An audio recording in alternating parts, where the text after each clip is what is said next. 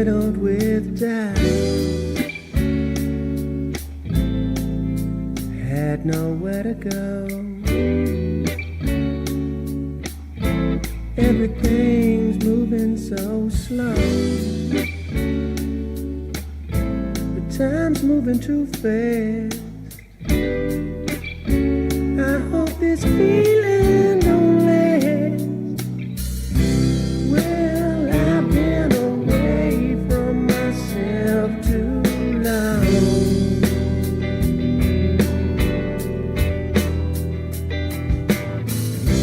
My body is aching from all my wrongs.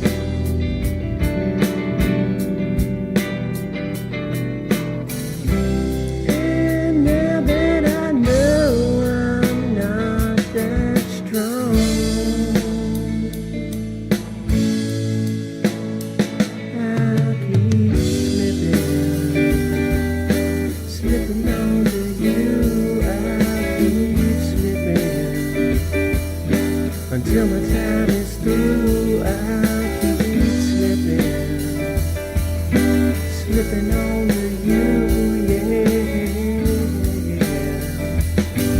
on to you.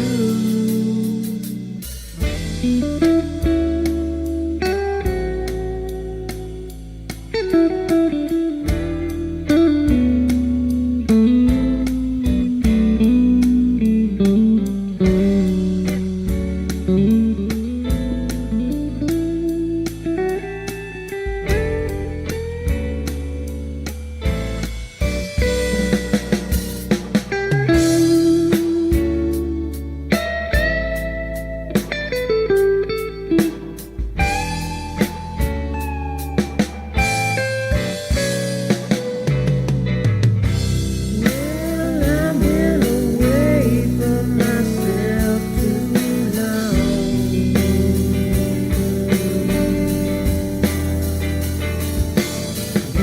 My body is aching from all my wrongs.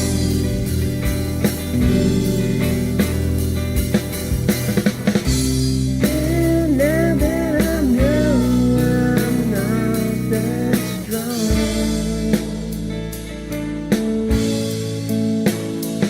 I'll keep slipping on to you. I'll keep slipping until my time is through. I'll keep slipping on to you, yeah, on to you.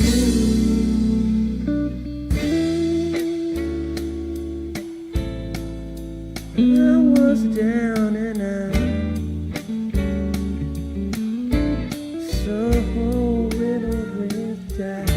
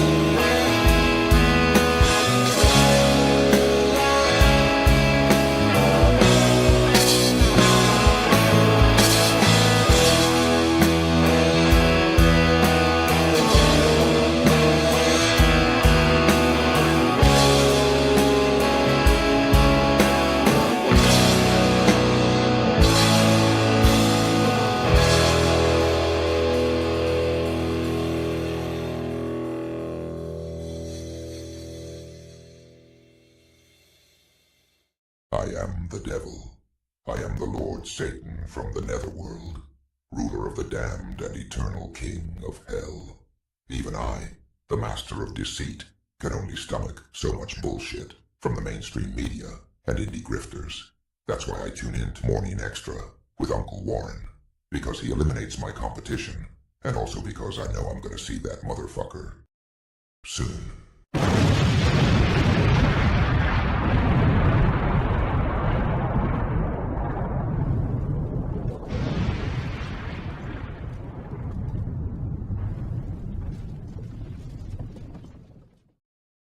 Deo,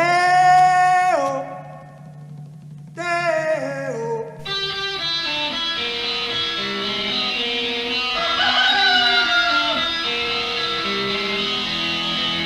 Baby's got a burger and a shooter and that shake is all go down. Baby's got a burger and a shooter and that shake is all go down. Corrosion to her thighs, erosion of her pride. Baby's got a shooter, baby's got corrosion now, corrosion now. Baby's got it. Well, hello there, my little lovelies. I hope you're doing well today. This is Friday, May 2nd, here in the great city of Chicago. It was 47 degrees a while ago. I don't know if you saw it off the top there. A little froggy, a little foggy, a little froggy out there. I think we're supposed to be getting some rain here pretty soon, too. So, a little soupy, but it is springtime here in the Midwest, so that's bound to happen. I hope everybody's doing well. This is your best news source from Chicago. No gossip, no bullshit opinions, just straight news. Little bit of sauce here and there, but nothing to spoil the meal, as it were. So let's get to whoever's here. Looks like everybody's got sleepy heads this morning. That's fine. Rockfin and Rumble, kind of quiet. We got Chuck's Intergalactic UFO Show Intergalactic, another dimension in the house. Good to see you, my friend. We got Miguel, too, and Desert Man is off the top, saying hi. I can't think of any ignition source that could spread a wildfire in Israel, and then does the face.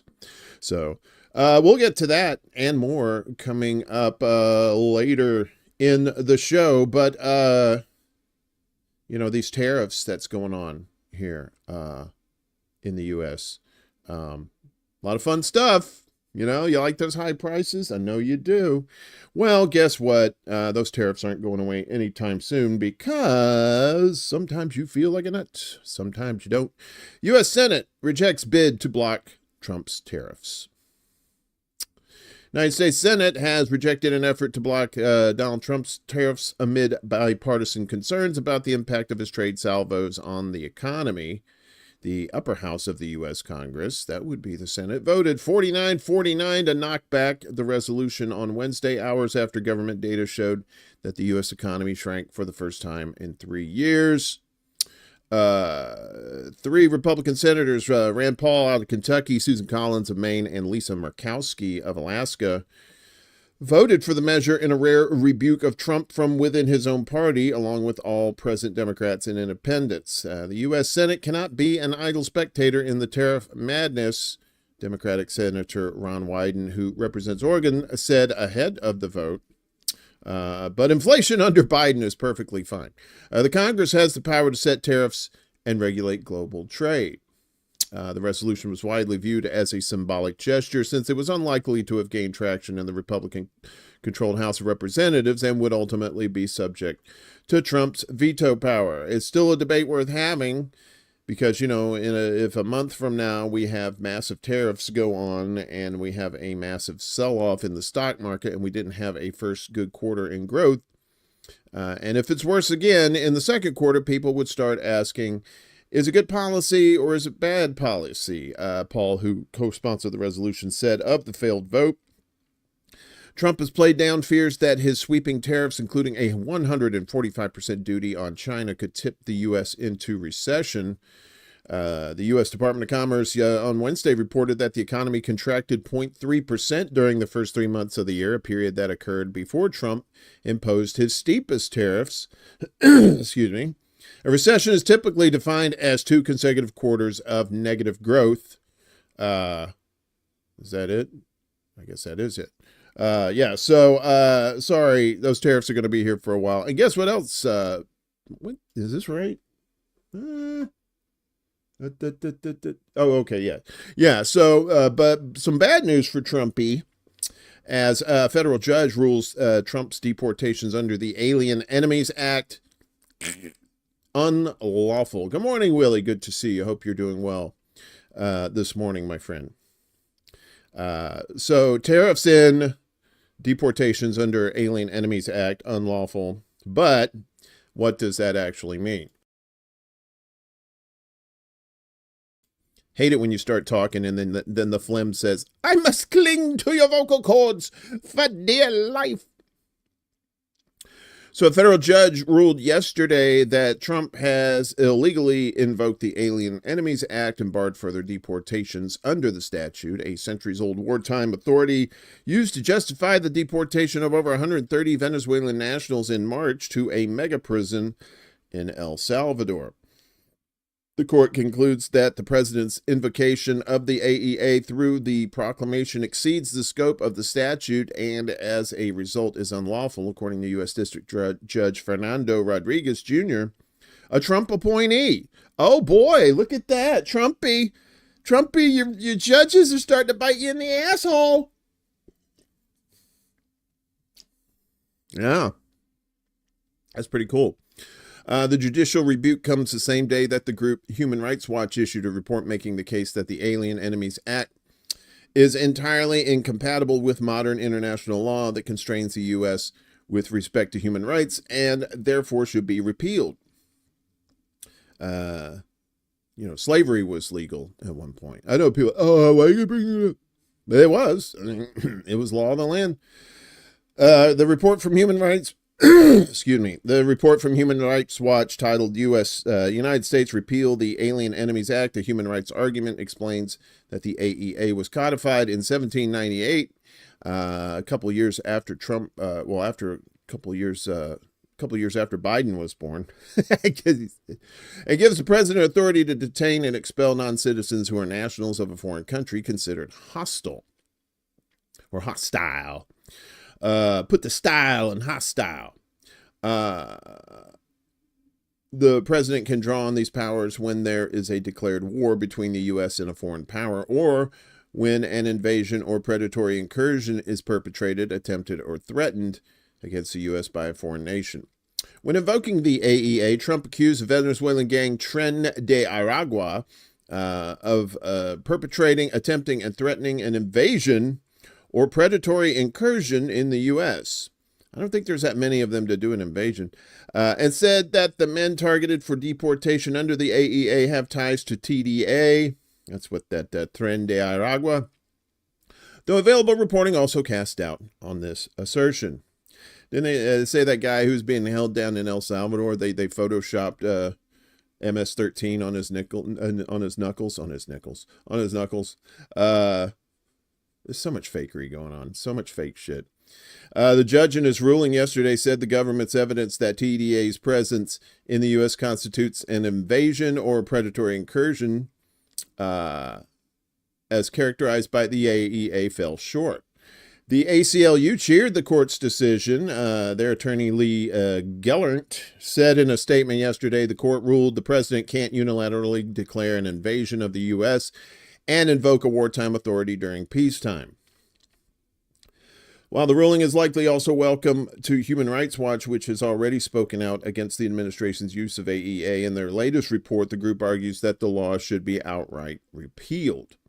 Congress has an important role in challenging the Trump administration's use of this outdated law to supercharge its mass deportation machine, said Akshaya Kumar, crisis advocacy director at Human Rights Watch, and lead author of the report, in a statement yesterday prior to the release of the court's ruling. Since 2020, Senator Mazie Hirono, a Democrat out of Hawaii, and Representative Ilhan Omar, you know her, Democrat out of Minnesota, have repeatedly introduced the Neighbors Not Enemies Act, which would repeal the Alien Enemies Act. The duo reintroduced it again on January 22nd, days after Trump returned to the White House. The report recommends immediate debate and consideration of the Neighbors Not Enemies Act of 2025.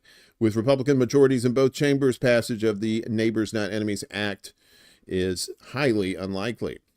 The report argues that the U.S. is not engaged in any war or armed conflict that is relevant to the administration's current use of the AEA, and that the law was drafted and has always been applied and interpreted in a manner that is adversarial to modern-day international human rights law frameworks and the laws of war.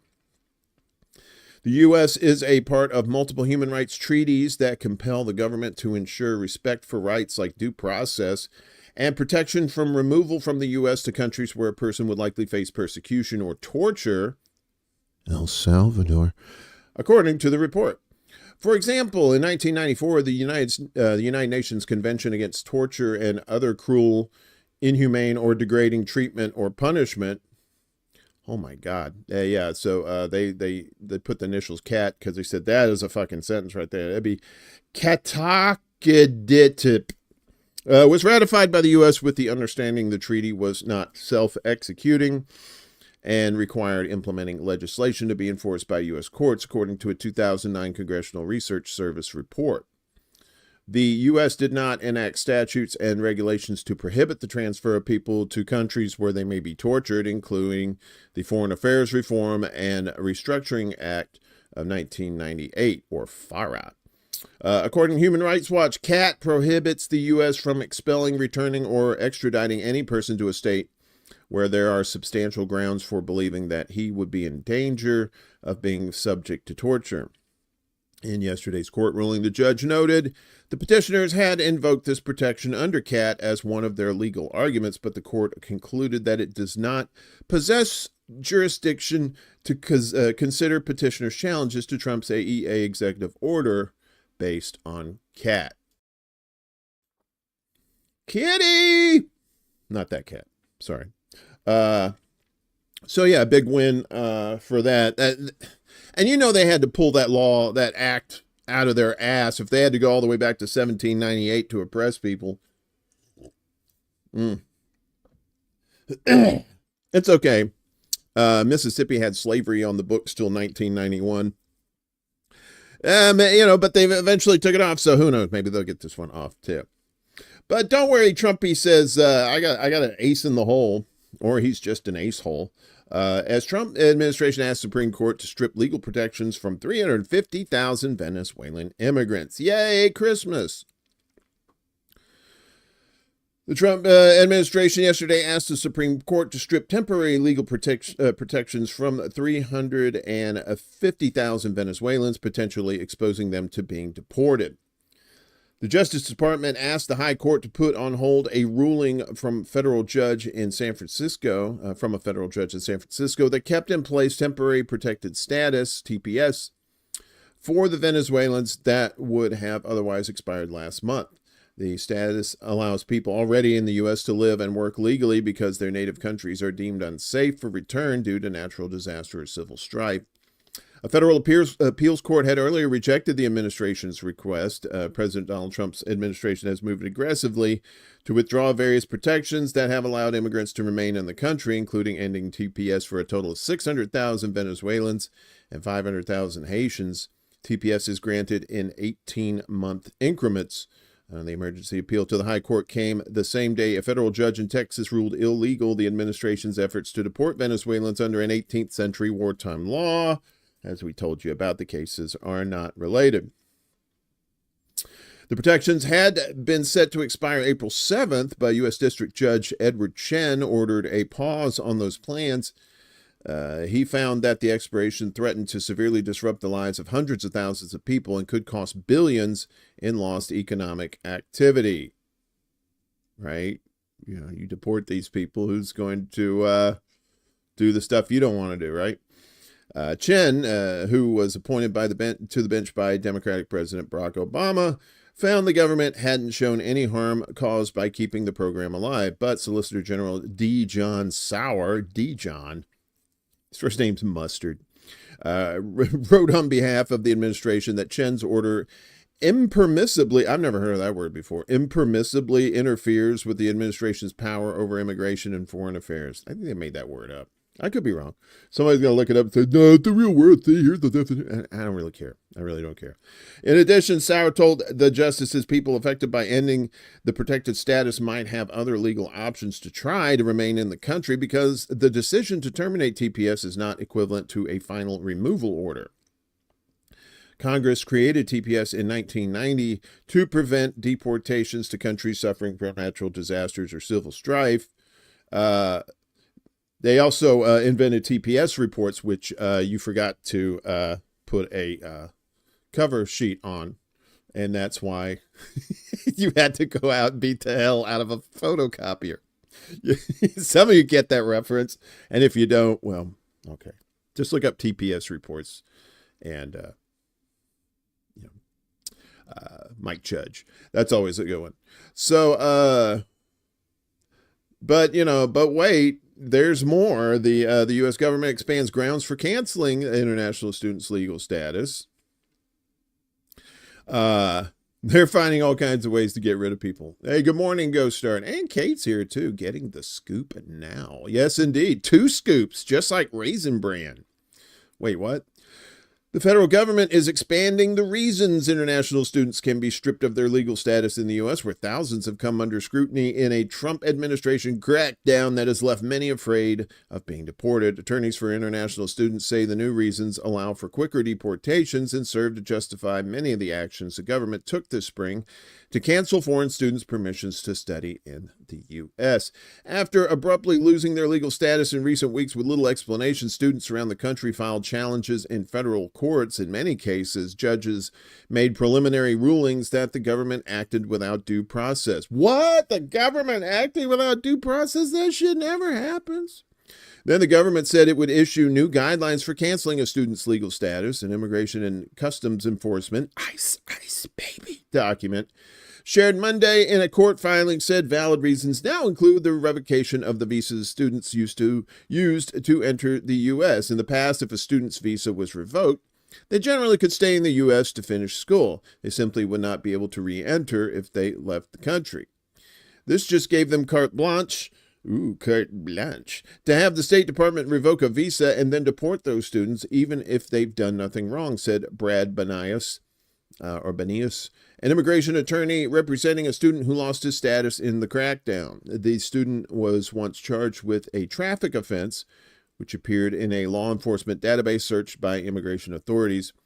Banias said the new guidelines vastly expand the authority of ICE beyond its previous policy, which did not count visa revocation as grounds to take away a student's permission to be in the country. In the past month, foreign students around the U.S. have been rattled to learn their records were removed from a student database maintained by ICE. Some went into hiding for fear of deportation or abandoned their studies to return home.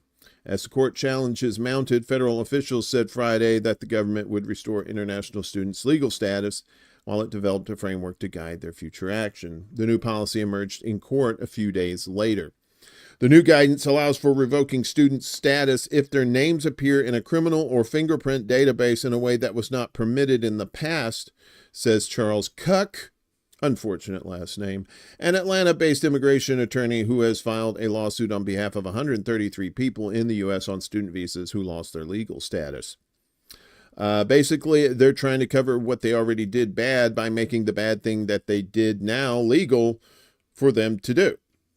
Cuck said many of the students who had visas revoked or lost their legal status said they had only minor infractions on their records, including traffic violations. Some did not know why they were targeted at all. Lawyers for the government provided some explanation at a hearing Tuesday in the case of Banias' client Ashkar Patel, an international student studying information systems in Texas. Patel's status was revoked and then reinstated this month, and he asked the court to keep him from being deported. Hello, Wesley. Good to see you, my friend. Hope everything would bring better. Chuck Cuck. I'm pretty sure he's been called that. That is an unfortunate last name. In court filings and at the hearing, Department of Homeland Security officials said they ran the names of student visa holders through the National Crime Information Center, an FBI-run database that contains reams, emphasis on reams, of information related to crimes. It includes the names of suspects, missing persons, and people who have been arrested, even if they have never been charged with the crime or had charges dropped. See, that's the thing. It's like, oh, you were arrested? The context doesn't matter. In total, about 6,400 students were identified in the database search, U.S. District Judge Anna Reyes said Tuesday at the hearing. One of the students was Patel, who was pulled over and charged with reckless driving in 2018. The charge was ultimately dropped, information that is also in the database, but conveniently was left out in considerations. Patel appears in a spreadsheet with 734 students. That spreadsheet was forwarded to a Homeland Security official who, within 24 hours of receiving it, replied, "Please terminate all in CVIS," CVIS, referring to a different database listing foreigners who have legal status as students in the U.S. Reyes said the short time frame suggested no one had reviewed the records individually to find out why the students' names were in the database. All of this could have been avoided if someone had taken a beat, or at least taken a moment, I guess, said Reyes, who was appointed by President Joe Biden. She said the government had demonstrated an utter lack of concern for individuals who have come into this country. Boy, you think? Yeah, that's the understatement of the year. An utter lack of concern. They hate them. While the Department of Homeland Security was revoking students' legal status, the State Department was canceling the visas some students used to enter the country. Secretary of State Aquaman said he canceled some visas because of student involvement in pro-Palestinian protests, which he said hurt U.S. foreign policy interests. Protests hurting U.S. foreign policy. It means Israel. It hurts Israel. That's what that means. In case you didn't figure that out, I'm pretty sure you did. But he acknowledged in March that some of the cancellations were unrelated to any protests and were just having to do with potential criminal activity. He also said, and for funsies. We were doing it for funsies. My standard, if we know this information about them before we gave them a visa, would we have allowed them in? Rubio told reporters in March. If the answer is no, then we revoke the visa. Even though students used to remain in the U.S. after the visas were revoked, Rubio espoused a different standard in March. Your visa is expired. Your visa is revoked. You have to leave, he said. There is no right to a student visa. At the start of the crackdown, when colleges discovered the students no longer had legal status, it prompted chaos and confusion. In the past, college officials say legal statuses typically were updated after colleges told the government the students were no longer studying at the school. In some cases this spring, colleges told students to stop working or taking classes immediately and warned them they could be deported. Government attorneys said the change in the foreign students database did not mean the students actually lost legal status, even though some of the students were labeled failure to maintain status.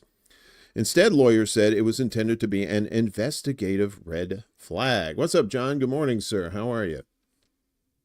Patel is lawfully present in the U.S., Andre Watson of the Department of Homeland Security said. He is not subject to immediate detention or removal. Not yet.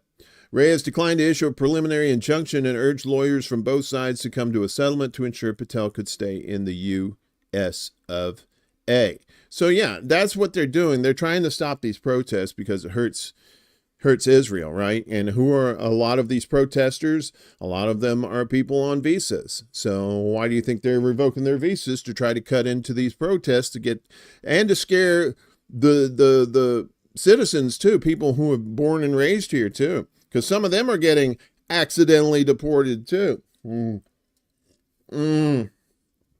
Oh, coffee. You're so delicious. Aquaman is just being a total shit. He's always been a total shit, and now he's just doubling down. As as Rubio will not provide info to judge about deported man. Man, he looks road hard and put up wet. You remember Axl Rose? You know how young he looked, and then when he got old, he just kind of looked like Rip Torn? No, Rip Taylor. He didn't look like... Rip Torn looked better than him. Woo! The Gulf of America. Jesus Christ. U.S. Secretary of State Aquaman has indicated the administration of President Donald Trump may flout a judge's order requiring it to provide information about efforts to return a wrongly deported man from El Salvador. You know, the MS-13 Photoshop Knuckles guy. At a cabinet meeting on Wednesday, the top diplomat was asked if he had formally requested the return of Kilmar Abrego Garcia from El Salvador. Rubio responded, "I would never tell you that. And you know who else I'd never tell? A judge." He added that he does not feel bound by the court order. Wow. Because the conduct of our foreign policy belongs to the President of the United States and the executive branch, not some judge. The statements underscored the Trump administration's defiant stance towards judicial checks on its power. In the case of Abrego Garcia, U.S. District Judge Paul Azinis had ordered government lawyers to offer updates about measures the Trump administration had taken to return Abrego Garcia to the U.S. On April 15th, she announced she would seek sworn testimony about those efforts from administration officials. But Azinis temporarily halted the directive last week at the administration's request. Well, that's very sweet of her. With the pause expiring at 5 p.m. on Wednesday, she has scheduled new deadlines in May for administration officials to provide sworn testimony about what had been done to retrieve Abrego Garcia. That's him right here.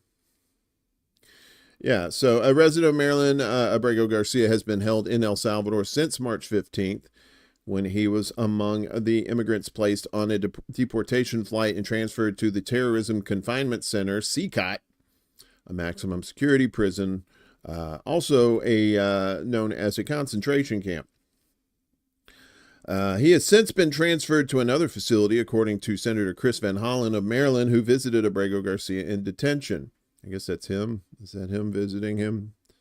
Is that Chris Van Hollen? I think that is. Yeah.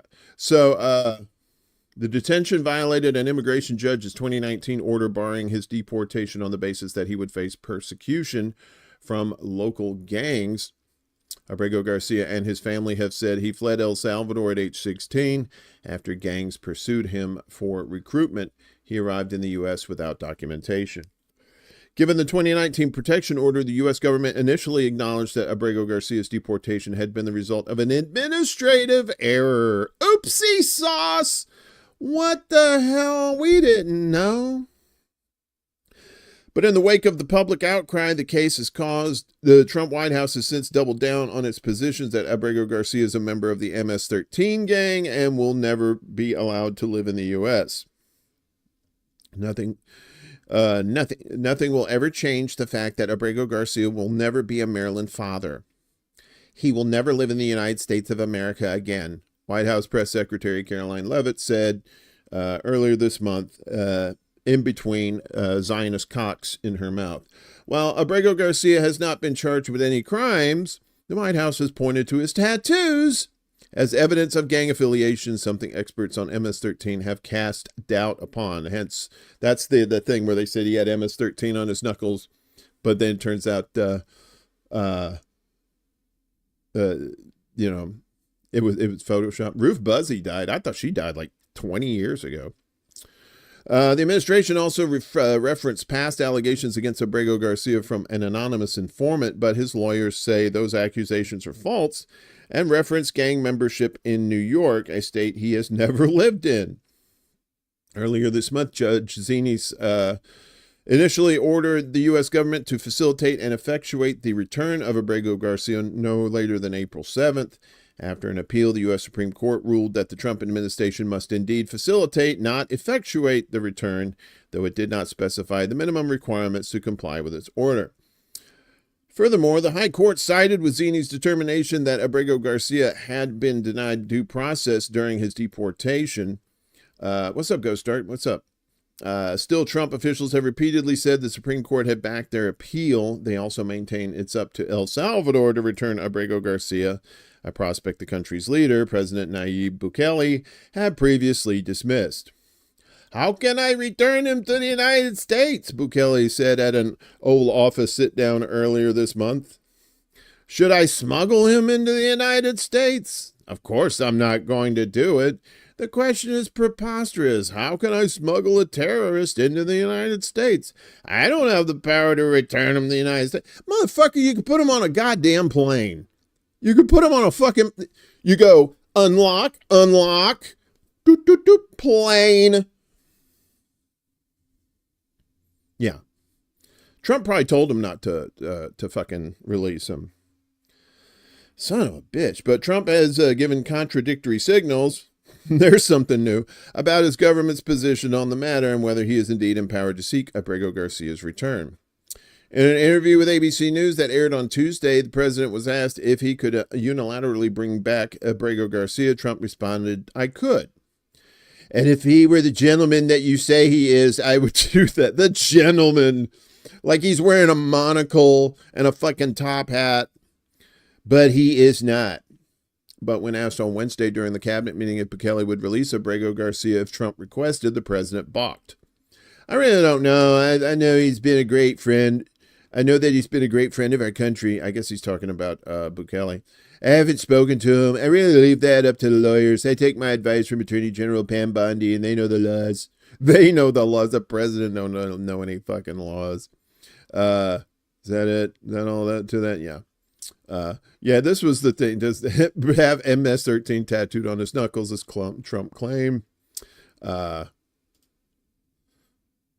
So Trump repeated clash with Terry Moran of ABC News about whether his Abrego Garcia, who was deported by the U.S. government to El Salvador in March, disregarding a court order, had MS-13 representing the gang tattooed on his knuckles.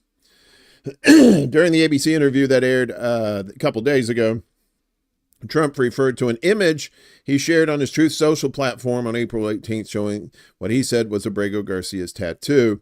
The image shows a left hand with 4 tattoos, 1 on each finger, a marijuana leaf, a smiley face with the letter X for eyes, a cross, and a skull. It also displays an MS1 and a 3 in a printed font above those tattoos. The words describing the pictorial tattoos also appear below, each one in a small printed typeface. I should have put this in the propaganda watch, but we're here. Trump insisted Abrego Garcia's hand says MS-13, which Moran said was disputed, and that some had said the tattoos were interpreted that way. The president said, don't do that.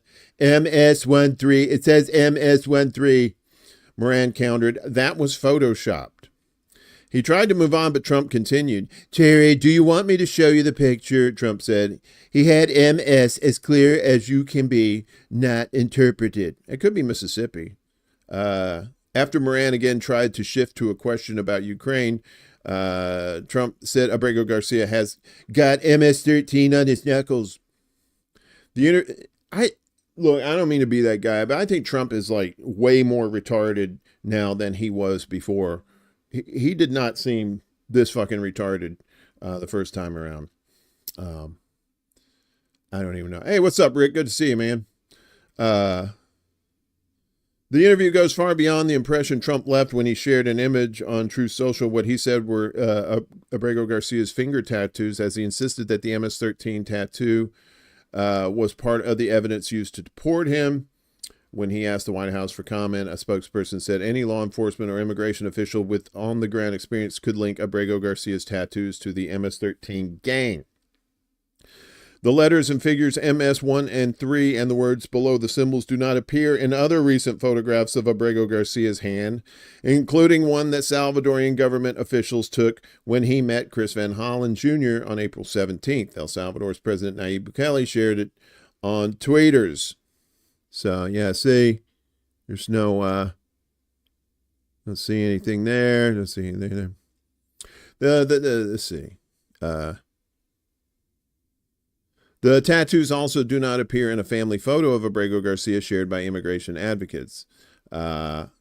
MS-13 experts told PolitiFact that none of the pictorial tattoos in the photograph is a known signifier of MS-13, and that's what's going on. You know, that's the way they're digging up these old fucking laws from like, you know, from the Stone Age, and they're, you know, there's going to be more of this fuckery. I'm telling you, and that's just Photoshop. Just wait till you start seeing, you know, hearing AI voices of people that don't exist, AI pictures of people, you know, getting boned in the ass or something, and it's not them.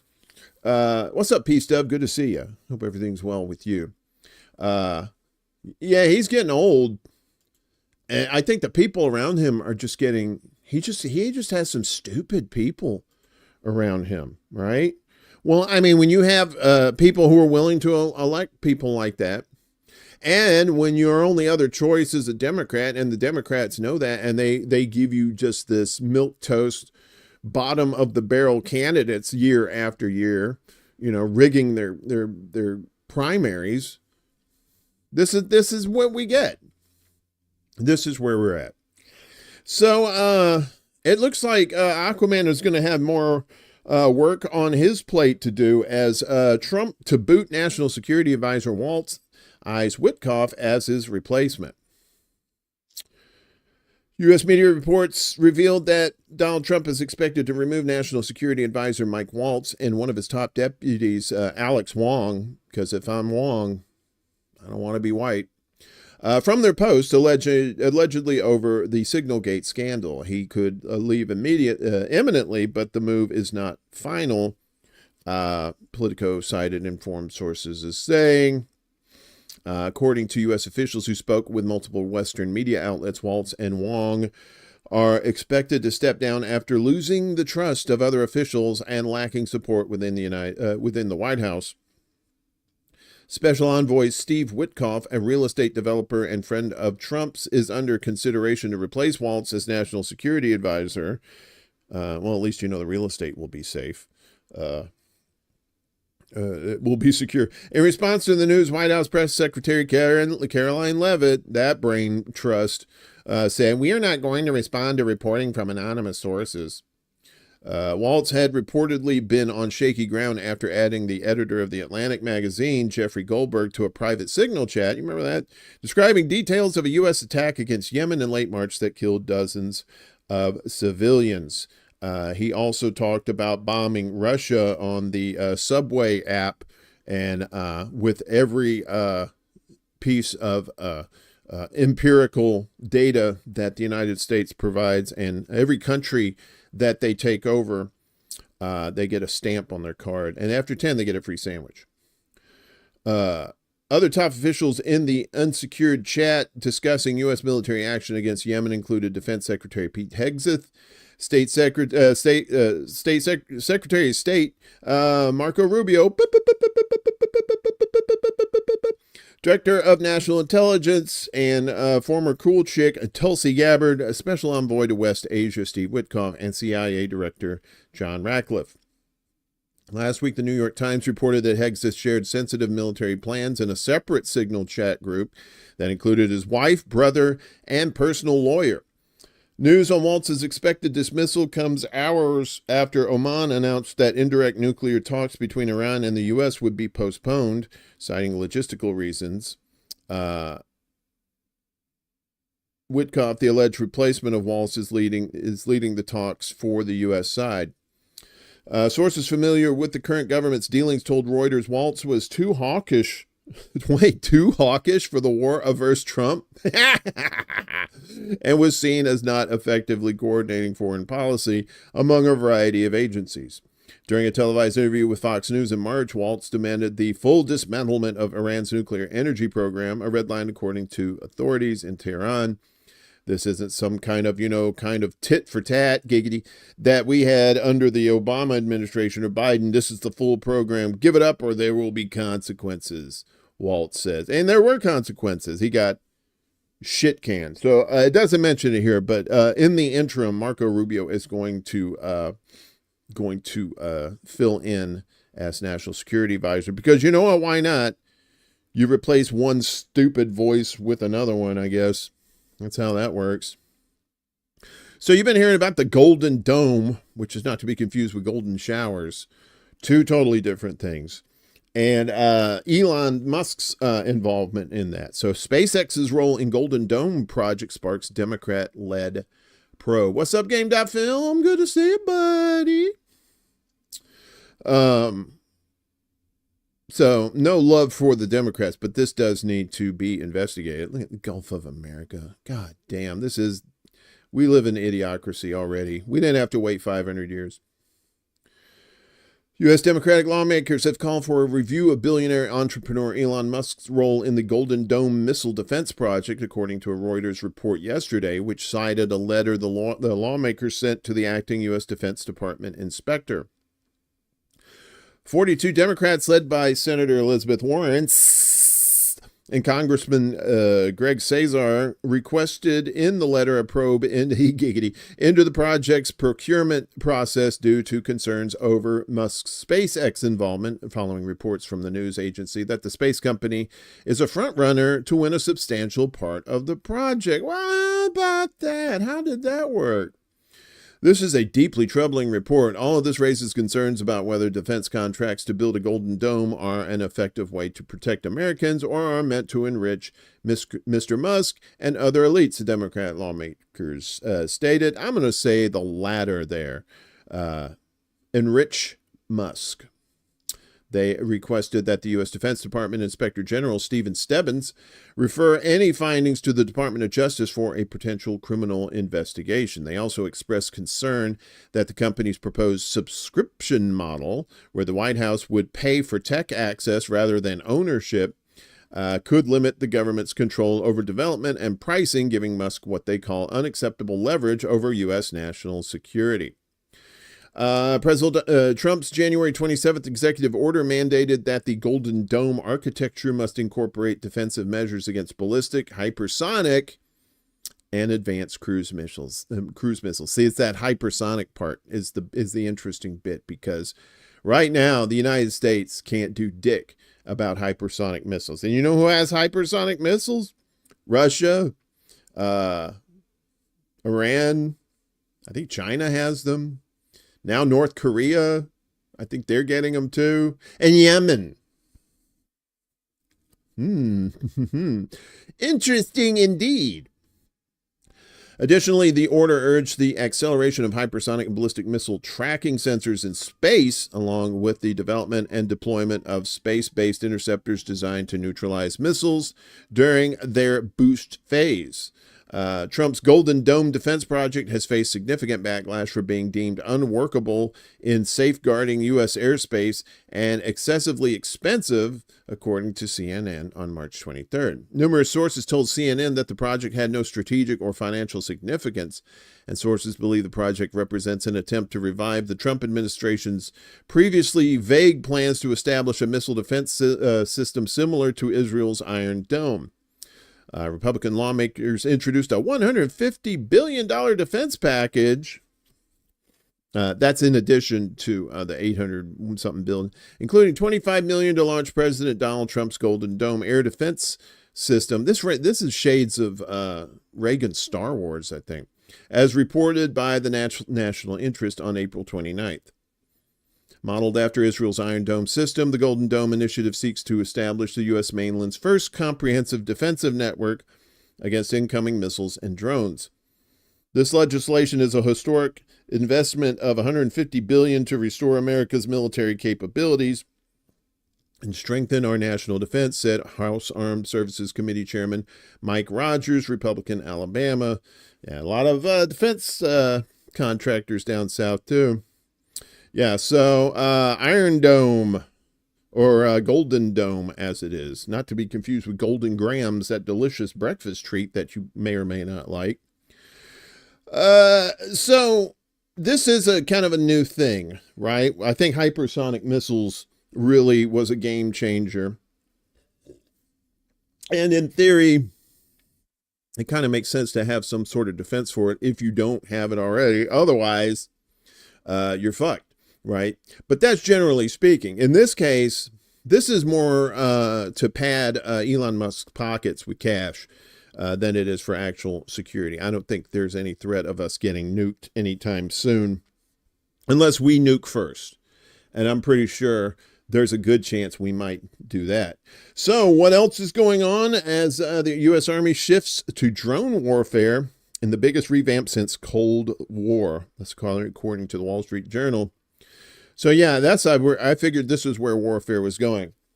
You're probably not going to see manned jets that much anymore because A, they're too expensive. B, you risk the life of a pilot. And C, you could just get a drone in there and out, and if it blows up, you just put another one up.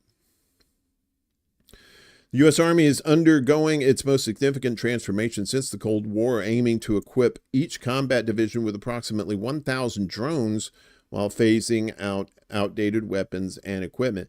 Side note, they really, if they're going to make these drones, they need to make them a lot better than the ones they already have, because Yemen is just shooting them down like fish in a fucking barrel. This initiative developed over more than a year of testing at a major training facility in Bavaria. Bavarian cream cakes, delicious. And other U.S. bases, is heavily influenced by battlefield insights from the war in Ukraine, where widespread use of small drones has reshaped combat operations. If implemented, the plan would see the Army's 10 active duty divisions rely extensively on unmanned aircraft for surveillance, logistics, and offensive missions. To better understand the lessons from the war in Ukraine, U.S. military officers have debriefed Ukrainian personnel and consulted with defense contractors who have supported Kiev's forces in their innovative drone operations. Colonel Donald Neal emphasized the need for the U.S. Army to expand and integrate drone use in combat, noting that while drones have been used before, they've remained limited in number and scope. Drones have revolutionized modern warfare due to their low cost and ability to swarm targets, overwhelming traditional defenses. Have you ever seen like some of these light displays that they use like thousands and thousands of drones, and they make like these cool looking like pictures and shapes in the sky like that? If they're able to coordinate drones to do that kind of shit, they're able to coordinate drones to do some real wicked military shit for sure. Debris from interceptions will be dubbed golden showers. Delicious. This push toward drone integration was evident in February during a training exercise where a brigade from the 10th Mountain Division faced off against a simulated adversary. Once a Cold War-era site for rehearsing large-scale tank battles, the expansive Hohenfels training area has now shifted focus to modern conflict. In this updated scenario, inspired by Ukraine's battlefield tactics, small drones flew through the overcast winter skies, piloted by soldiers and defense contractors maneuvering through the muddy terrain below. The frigid temperatures caused ice to accumulate on some drone rotor blades and drained their batteries, issues that hadn't surfaced during prior training in warmer climates like Hawaii and Louisiana. Soldiers scrambled to recharge the batteries in an effort to keep the drones airborne. So cold weather, not so good on the drones. Pista. Drone all the time. Ba-dum-pss. You so stupid, Poppy. Why you say that? You stupid.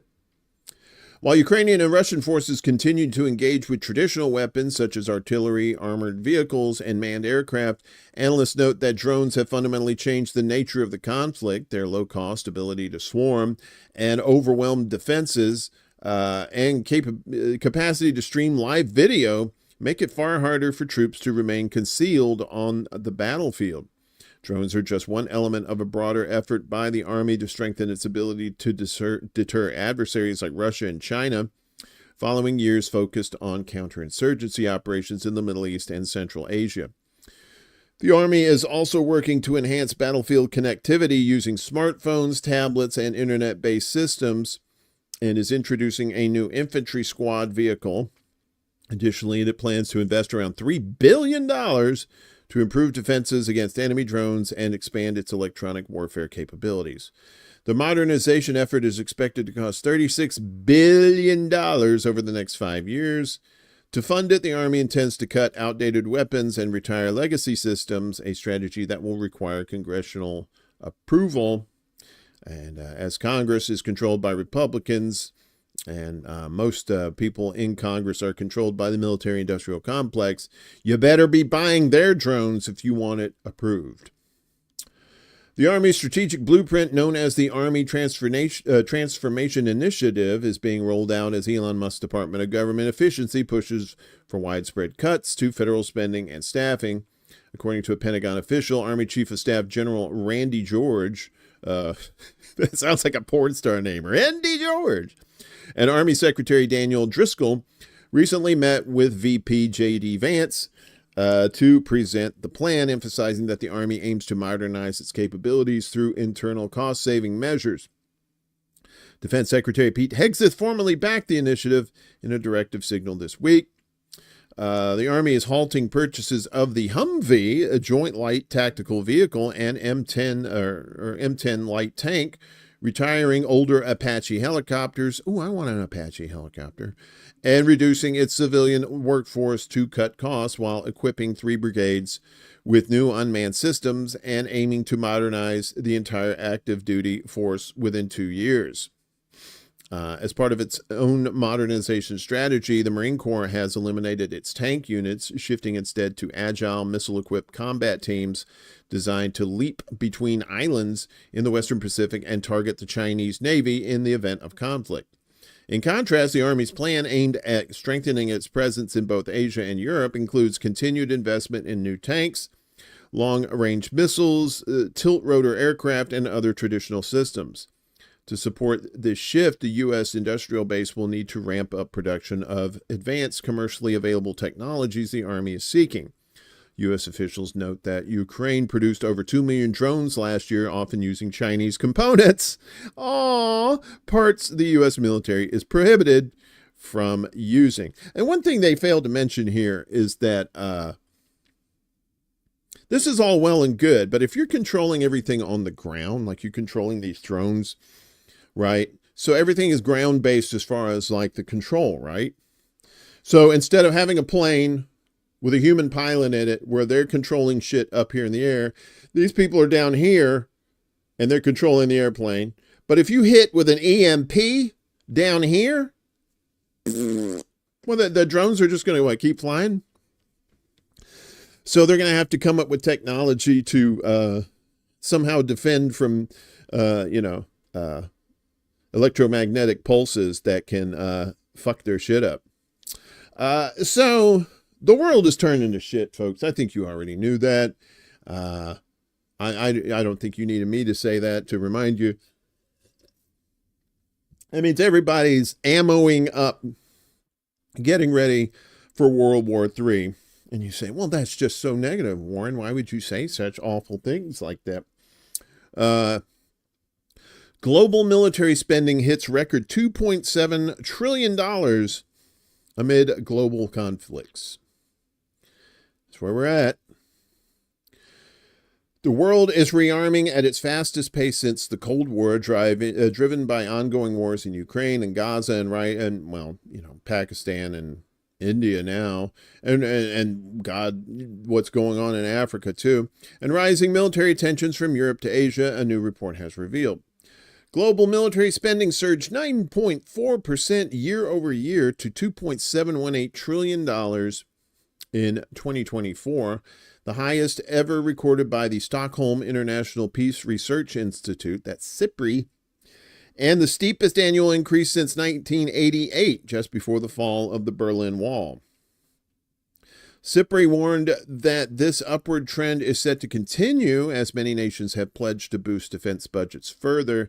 The U.S. remains the top spender by a wide margin, allocating nearly $1 trillion. Well, it will be $1 trillion pretty soon, with major investments in F-35 stealth jets, that's $61.1 billion, new Navy ships, $48.1 billion, nuclear arsenal modernization, $37.7 billion, and missile defense, $29.8 billion. That's a lot of billions. The U.S. allocated $48.4 billion in aid to Ukraine. You could take in half of that, less than half of that, and ended homelessness in America, but let's give it to Nazis instead, amounting to nearly 3/4 of Kiev's own $64.8 billion defense budget, according to the report. China ranks second in total military spending with an estimated $314 billion, just under 1/3 of the U.S. figure. SIPRI reported that China's 7% increase in 2024 marked the 30th consecutive year of rising defense spending for the People's Liberation Army, the longest continuous streak recorded in the Institute's database. While the report didn't detail China's spending by category, it noted that in 2024, Beijing introduced several advanced capabilities, including new stealth fighter jets and unmanned aerial and underwater vehicles, and significantly expanded its nuclear arsenal. Combined, the U.S. and China were responsible for nearly half of all global military spending in 2024. The largest year-over-year increases, however, came from sides directly involved in or preparing for regional conflicts. The Israeli occupation, which launched a war on Gaza in 2023, recorded a sharp 65% rise in military spending in 2024. That helped out by the United States. Russia's military spending surged by at least 38% in 2024, likely more when including off-budget sources. Yeah, and we're not even including Black Ops, prompting European NATO countries to significantly boost their defense budgets in response to the war in Ukraine, Russian aggression, and pressure from Donald Trump for greater burden sharing. Though experts warn that spending increases alone may not guarantee military self-reliance.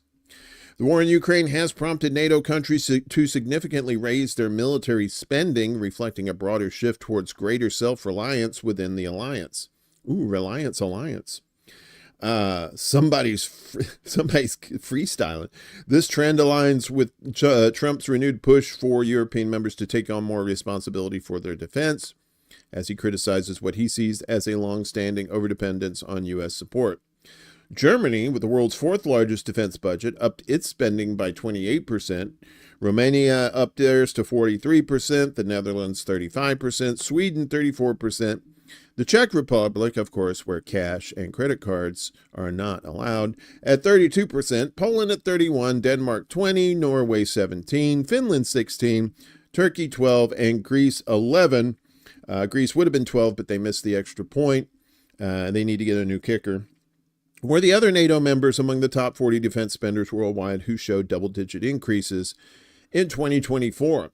The sustained buildup has triggered a regional arms race with several U.S. allies significantly expanding their own military budgets, often in coordination with or under pressure from Washington. The U.S. has played a central role in shaping the region's military posture, both through direct security partnerships and by encouraging allied nations to assume more defense responsibilities amid growing tensions with China.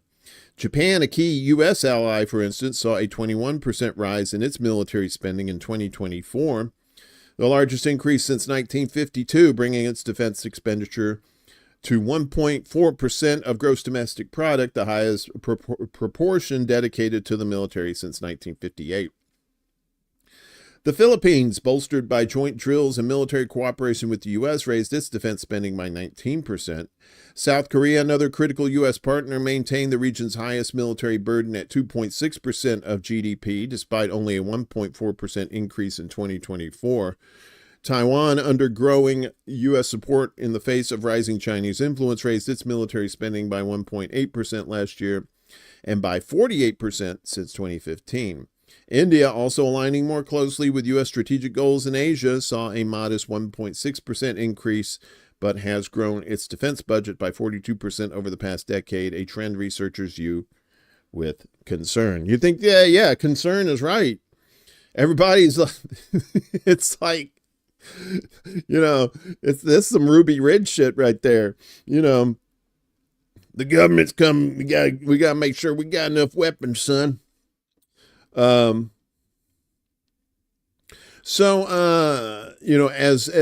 the U.S. and the world ups their military budgets for security, the U.S. plans to eliminate security office coordinating with the Palestinian Authority. This is the government of Palestine, not Hamas. Okay, they're two totally different things. One moment, please.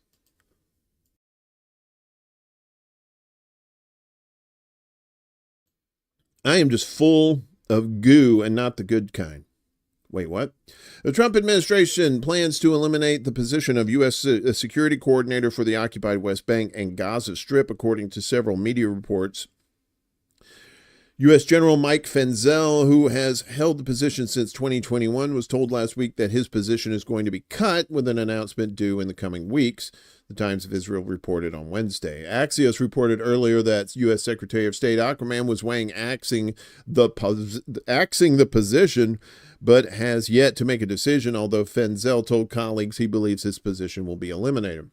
The U.S. Security Coordinator's Office, that's the USSC, is a little-known post, but it is the most public centerpiece of the U.S.'s defense engagement with the Palestinian Authority's security services. The position was created in 2005 to train PA security forces and foster coordination with Israel. The Jerusalem office is tied to the U.S. State Department, but its chief is a U.S. general.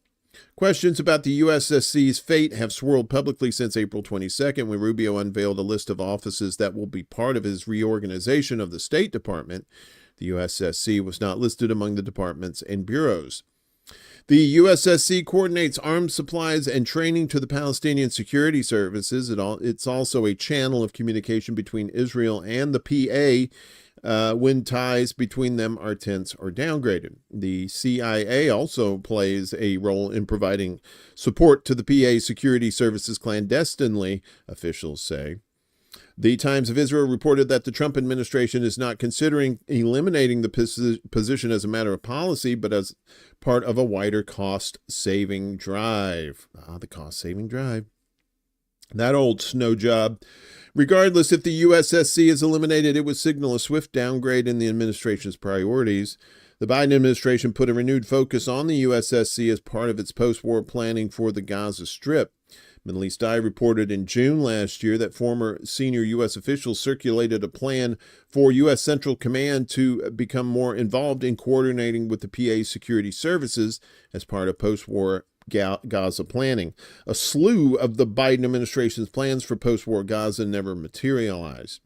After a brief ceasefire announced in January, Israel resumed its war on Gaza in March with Trump's support. The PA did pitch itself to Steve Witkoff, Trump's Middle East envoy, as a security force that could combat Hamas in Gaza during a meeting in Riyadh, Middle East Eye previously revealed. But the next month, Trump unveiled his plan for the U.S. to take over the Gaza Strip and turn it into a Middle East Riviera. He has backed off that plan for now, but has not mentioned the PA. Meanwhile, the United Arab Emirates has been lobbying the Trump administration against an Arab League plan that would entail an enhanced and Egyptian-trained PA providing security in the post-war Gaza Strip. If the USSC position is eliminated, it would further reduce the U.S.'s footprint of senior officials with the PA. Hans Wetzel, who headed the State Department's Office for Palestinian Affairs, resigned from his post in March. The Trump administration has yet to fill that position. Inside Israel's government, voices have grown louder for Israel to officially annex the occupied West Bank, which the Office of Palestinian Affairs and USSC mainly overseas. So, yeah. Okay, we're not going to do this? All right. Okay. So meanwhile, the UK is in discussion with France and Saudi Arabia over Palestinian statehood. So they're trying to push the two-state solution. That's never, ever, ever going to happen. British Foreign Secretary David Lammy has said the UK government is involved in discussions with France and Saudi Arabia about recognizing a Palestinian state ahead of a key United Nations conference on the issue in June. Speaking to the House of Lords, the House of Lords, Jack Lord in there? International Relations and Defense Committee on Wednesday, Lammy said it was unacceptable that the Palestinian people remained stateless and said a two-state solution remained the only option. Or you could get the fuck out of their land, you know. I'm not saying, I'm just saying. He acknowledged for the first time that the UK was working with France and Saudi Arabia in the run-up to the UN conference in New York to ensure we keep two states alive. French President Emmanuel Macron recently said that France, a permanent member of the UN Security Council, could recognize Palestine at the conference. Asked when the UK government was likely to follow the 148 UN member states who have already recognized Palestine, Lammy said no one had a veto over when that happened. So, we've always said recognition is not the end in itself. 2 states in the end in itself. 2 states is the end in itself. We would prefer recognition as part of that process towards 2 states. So we will continue to talk to partners about this, he said in an English accent. President Macron has had a lot to say about that recently, alongside the Saudis, and of course we are in discussion with them at this time. Lammy said the UK, which is also a permanent member of the UN Security Council, wanted its recognition of Palestine to contribute to progress on the ground rather than being a symbolic act. Lammy's comments came after Hamish Falconer, that's not a real name, the Middle East minister, on Tuesday maintained that the UK's position on recognizing Palestinian statehood had not changed. Asked by Emily Thornberry, the chair of the Foreign Affairs Select Committee, Hamish Falconer, what a name, whether he agreed that an appropriate time to recognize Palestine might be alongside France at the conference in June, Falconer said that practical measures were still needed before such a state would be possible. We do wish to recognize the Palestinian state, and we wish to do so as a contribution to a 2-state solution, said Falconer. And then a bird landed on his arm. We will make the judgment about when the best moment is to try to make the fullest possible contribution. Oh, that's cool. I thought that was a barn shaped like a cow. He suggested until questions about security and governance, which he described as final status determinations, were agreed, 2 states could not live side by side. While we are committed to the inalienable right of the Palestinians to a state as part of a 2-state solution, let us not pretend that there are not vexed issues at the center of what Palestinian state would look like, he said. A number of European nations, including Ireland, Spain, and Norway, recognize Palestine, but other countries, including the UK, Germany, and France, are yet to do so. Kind of funny how 3, two of those countries fought the other one because of fascism, yet they support fascists now. The UN General Assembly in December passed a resolution reiterating support for a 2-state solution and establishing the framework for the conference on Palestine set to take place in New York from June 2nd to the 4th. Earlier this week, UN Secretary General Antonio Guterres warned that the prospect of a 2-state solution was almost beyond the point of no return, as Israel continues to increase settlement expansion in the West Bank and wage war and impose a humanitarian blockade on Gaza, where more than 52,000 Palestinians have already been killed. I urge member states to go beyond declarations and consider concrete steps to save the 2-state solution before it disappears together, otherwise known as money talks and bullshit walks.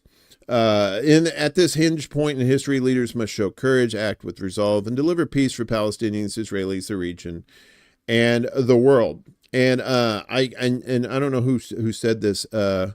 Gutierrez said a 2-state solution was almost beyond the point. I think it is beyond the point of no return. There's no way there's going to be able to live together. There's no way you're going to be able to share Israel. It's not going to happen. And now that who wants to share? Who wants to be roommates with a Nazi? I know I don't. Maybe some of you do. For shits and giggles, but that's kind of weird. But you do you, boo. Meanwhile, Yemen is warning the UK after they've joined up with the U.S. in attacks on Sana'a, the capital of Yemen.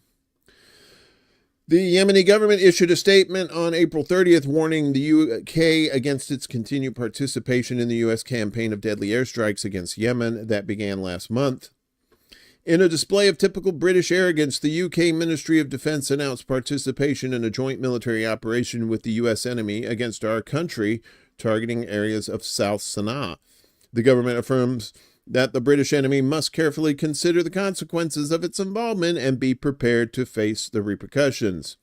The old fuck around and find out. While we pledge to respond to this unlawful and unjustified aggression, we stress that this attack is part of ongoing Anglo-American efforts to support the Israeli enemy by attempting to block Yemen's support for Palestine, enabling the Israeli enemy to continue its genocide in Gaza, it added.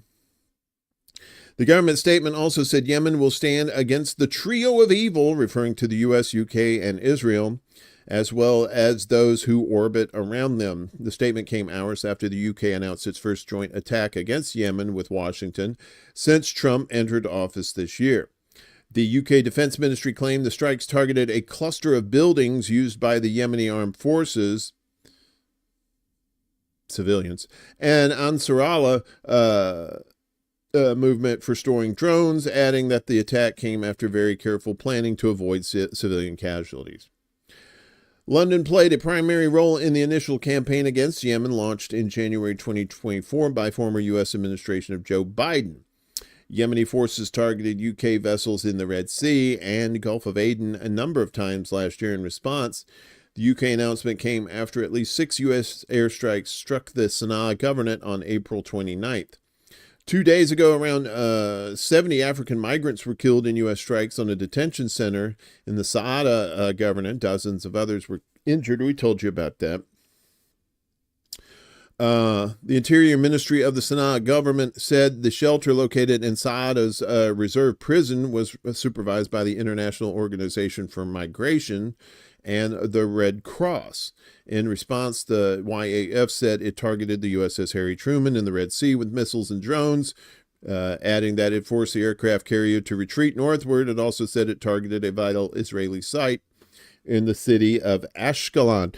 I was watching Black Bear News with our buddy Kevin over there, and he was talking about we reported about the plane falling off the aircraft carrier, and he seems to think that it didn't fall off; it was shot down, and that they would rather feign ignorance and stupidity than to admit that Yemen is kicking their ass. U.S. warplanes have been launching deadly attacks against Yemen every day since March 15th, when Trump intensified the campaign that was started by the former administration last year. So picking up where Sleepy Joe left off, the bombing campaign comes in response to Yemen's reimposition of a ban on Israeli shipping in the Red Sea and elsewhere, as well as its renewal of drone and missile attacks on Israel. After Tel Aviv restarted the war on Gaza last month, Yemen has reportedly targeted U.S. aircraft carriers in response to Washington's campaign, which has cost around $1 billion in its depleted weapons stocks while failing to significantly impact the YAF and Ansarallah. Yeah, so, yeah, they're wasting all of this public money on these bombs and stuff that aren't doing jack squat. What's up, CBC voter? Good to see you. I'm just checking around the horn here. Oh, Ghost, are you over there on the Rumble? Okay. Very good, very good. Hope everybody's doing well this morning. For a Friday, it's May 2nd. Sunday's going to be May 4th. May the 4th be with you always. This is a wild one. This is from Drop Site, but Press TV has picked up this story. U.S. military may have drawn intelligence from social media accounts for deadly Yemen strike. Serious allegations have emerged that the U.S. military has been carrying out airstrikes relying on anonymous Twitter accounts who post coordinates that they dubiously claim contain military assets, according to a report. Dropsite reported yesterday that U.S. warplanes bombed a location alleged by 2 such amateur open-source intelligence accounts to be a stronghold of Yemen's Ansarallah resistance movement, killing innocent bystanders in the process. A Twitter account called @Vlekkiehond, VLECKIEHOND, whatever that is, right there. You can see that. Operated by an individual who claims they are based in the Netherlands, apologized this week after the U.S. struck coordinates she erroneously suggested in early April were the location of an underground Ansarallah military position. It was not a military site. That's when you have the narrator. It was not a military site. All right, time for me to go through the mud, Vlecki posted. Based on satellite imagery, I'd marked this quarry as an underground base and tweeted is out as such. I'm fairly certain CENTCOM doesn't take their targeting data from Twitter. But this still is a very severe mistake, she added. U.S. military also reportedly had relied in part on a secondary account at Galal _ al-Salahi, who claim they are based in Houston. Uh-oh, Rick, was that you? This account is hostile to the Houthis and claims to have discovered a Houthi missile launcher at the coordinates. No, Rick, I'm just kidding. Rick's not. He's just down in Texas. Every time there's a Texas story, I have to talk to Rick. Like, Rick, what's going on? The U.S. carried out a strike on April 28th that reportedly killed 8 civilians in their homes on the outskirts of the capital of Sana'a. Vlecki's reading of satellite imagery was incomplete. The account later said, adding they said they had privately marked the target as only possible. I should never have posted it, they added. Yeah, you probably should never post on Twitter again. Yemeni news outlets reported the devastating impact of the U.S. attack. Among the dead and wounded were children, some of whom were later evacuated to local hospitals. Nearly 70 inmates were killed and more than 50 more wounded in the U.S. airstrike that targeted one of the detention centers designated for African migrants. We told you about that. The UN chief spokesperson, Stefan Dujarric, said the airstrikes pose a growing risk to the civilian population in the Arab country, including women and children. Yes, a growing risk. They're murdering women and children. Yemen's Ansar Allah movement also denounced the strike as a brutal crime, accusing Washington of deliberately targeting civilians under the guise of military operations. But that's their MO. That's what they do best, baby.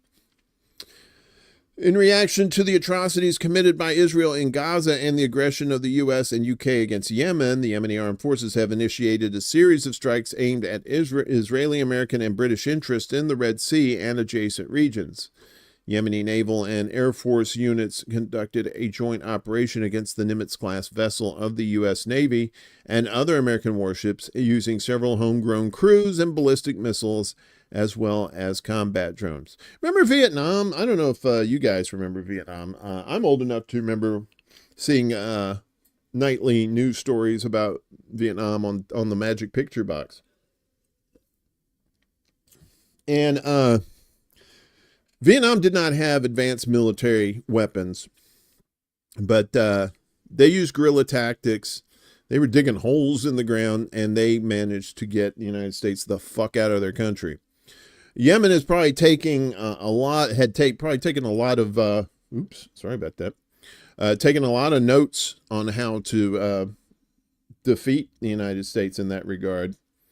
And, you know, like I said, I know people from Yemen when I worked in New York and or lived in New York. Those people, and just the salt of the earth, the most hardworking, tenacious people. Like I said, these guys who owned bodegas, and they would work every day, same hours every day, and would save up their money, and then after about a year or so, they would go back to Yemen and bring back money for their families, right? And I'm like, man, if and these are just bodega guys. I can't even imagine what the Yemeni military is like. They've just got to be like, you know, we're getting fucked over all the time. We have to be hardcore and, you know, and be smart too. That is the big difference between them and the United States and UK, which are not very smart, to be honest. Meanwhile, the next round of U.S.-Iran nuclear talks has been postponed. Uh-oh. The fourth round of nuclear talks between the U.S. and Iran, which was scheduled for tomorrow, has been postponed. Oman, the mediator of the negotiations, announced the delay was due to logistical reasons. New dates will be announced when mutually agreed, said Omani Foreign Minister Badr al-Busaidi. The Iranian Foreign Ministry said the negotiations had been postponed at the request of Oman's foreign minister. U.S. officials are claiming that they never officially confirmed they would participate in the talks this Saturday. and that negotiations could still be held in the near future. An Iranian official speaking to Reuters said a new date will be set depending on the U.S. approach, suggesting the U.S. imposing new sanctions on Iran amid negotiations was the reason for the delay. U.S. sanctions on Iran during the nuclear talks are not helping the sides to resolve the nuclear dispute through diplomacy, the Iranian officials said. News of the delay also comes a day after Secretary of Defense Pete Hegseth threatened Iran over its alleged military support for the Houthis, even though the Yemeni group has its own domestic missile and drone program. The Iranian Foreign Ministry responded to the threat, saying provocative statements hurt diplomacy. The responsibility for the consequences and destructive effects of the contradictory behavior and provocative statements of American officials regarding Iran will lie with the American side, said Foreign Ministry spokesman Ismail Bagay. Trump has repeatedly threatened to bomb Iran if a deal isn't reached, even though his intelligence agencies recently reaffirmed that there's no evidence Tehran is building a bomb or that Ayatollah Ali Khamenei has reversed his ban on the development of nuclear weapons. So they know that they don't have nuclear weapons. They know they're not building nuclear weapons. But you need to come to the table anyway. Man, this weather. So, yeah. So they're not saying that the talks are up. They're just being postponed right now.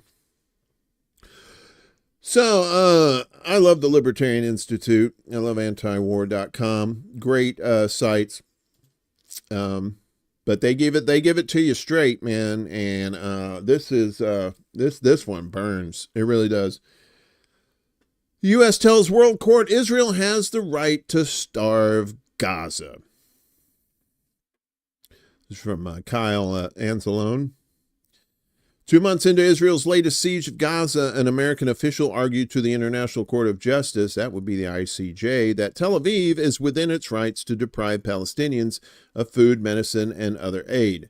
Joshua Simmons, a senior legal advisor at the U.S. State Department, argued to the World Court that international law does not impose any unqualified obligations on an occupying power with respect to humanitarian assistance provided by the UN, international organizations, and third states. The UN's top court is holding 5 days of hearings to decide what obligations Israel has to the Palestinians under its military occupation. The UN General Assembly asked the court to consider whether Tel Aviv is required to allow the UN Palestinian Aid Agency, UNRWA, to bring food, medicine, and other basic survival needs into Gaza. Simmons argued Tel Aviv was not required to work with UNRWA to ensure Palestinians have food and other essential goods. There are serious concerns about UNRWA's impartiality, including information that Hamas has used UNRWA's facilities and that UNRWA's staff participated in the October 7th terrorist attack against Israel, he said. Occupation law preserves an occupying power's discretion to address its security interests, including the ability to curtail the activities of third states or organizations that are contrary to its security, Simmons told the ICJ. It's clear that Israel has no obligation to permit UNRWA specifically to provide humanitarian assistance, even though they were the main ones doing it. While Israel has repeatedly claimed that UNRWA employees participated in the October 7th Hamas attack on Israel, a UN inquiry found Tel Aviv was unable to substantiate the accusation, a.k.a. they ain't got no proof. They never have proof. That's all they do. Blah, la, la, la, la, la, la, la, la, la. All talk, no action. Over the first 2 days of the session, a Palestinian official and representatives from several other nations argued that Israel was committing war crimes, including using starvation as a method of warfare. On Tuesday, South Africa's representative Jamian Hendricks argued that international law prohibits Israel from the use of starvation as a method of warfare, including under siege or blockade. Israel may not collectively punish the protected Palestinian population, which it holds under unlawful occupation. Israel has developed the full range of techniques of hunger and starvation, perfecting the degree of control, suffering, and death that it can cause through food systems, leading to this moment of genocide, he added. Despite the horrific attempts by Israeli officials to characterize them otherwise, Palestinians are human beings. While Tel Aviv did not send an official to mount a defense to the court, Israel did submit a written brief. Oh, a strongly worded letter. It claims that the case is part of an abusive and systematic campaign that regrettably weaponizes international law and international legal institutions with the aim of depriving Israel of fundamental rights accorded to all sovereign states, including the right to defend itself. The right to defend itself. There it is. However, many Israeli officials have clearly stated that the goal in Gaza is to ethnically cleanse Palestinians from their homeland, and they would be willing to deny the population food to achieve that end. Well, that would be, intentional starvation, and that is a fucking war crime. The Israeli Defense Ministry recently opened an office dedicated to resettling Palestinians outside of Israel, while Finance Minister Bezalel Smotrich said that Tel Aviv could empty the strip of Palestinians within a year by expelling 5,000 to 10,000 people per day. Israel's hawkish National Security Minister Itamar Ben-Gvir, you remember that asshole, said he discussed bombing Gaza's remaining stockpiles of food with the Republicans in Congress while on a trip to the U.S. And probably the Republicans were like, what, bomb food? The Israeli politician said his plan had support from the American lawmakers, of course, because they're a bunch of fucking psychopaths. Yeah, so they said, we can starve these people. What's wrong with you, man? Or basically said they didn't say we can starve people. We're keeping UNRWA from, this terrorist organization from feeding these people, because that was where the majority of their food and medicine was coming from. So, I don't know. When I heard about this the other day, I was like, wow. Talk about bad karma. Yeah, exactly. Chuck, forced starvation is not self-defense. Exactly. As massive wildfires rage for another day, as Israel at a standstill. They had sandstorms too at the same time. Did you see a video of that? It was crazy. Look at that. Burn, baby, burn. Disco. I was gonna queue up cue up Disco Inferno or Fire. Do. But then people would think like it was Hell's Kitchen. I don't want that. Look at that.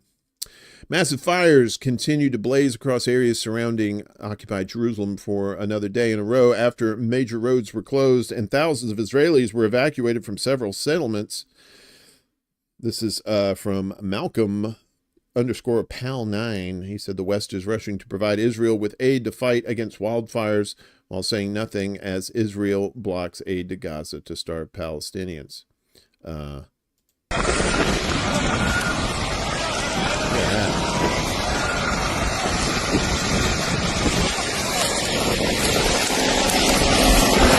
That is crazy. The timing is very interesting too, with all the shit that's going on there. Some roads have been reopened and settlers have been permitted to return as Israeli firefighting services work to contain the fires. All routes have been reopened to traffic, Israeli police said in a statement. Over 160 ground teams and a dozen aircraft have been deployed to fight the flames. Dozens of people, including firefighters, suffered from smoke inhalation and burns. Fuckhead said in a statement yesterday that 18 people have been arrested on suspicion of arson. The fire is not a simple thing. There is harm to nature and also harm to people, and we're holding 18 people at the moment who are suspected of arson, one of whom was caught in the act, Netanyahu said, adding that he is sure that we will succeed in dealing with this challenge as well. We're doing everything we can to thwart the fire and rehabilitate what was destroyed. According to Yedioth Aronoth, a Palestinian resident of Jerusalem was arrested while attempting to set fire to open areas.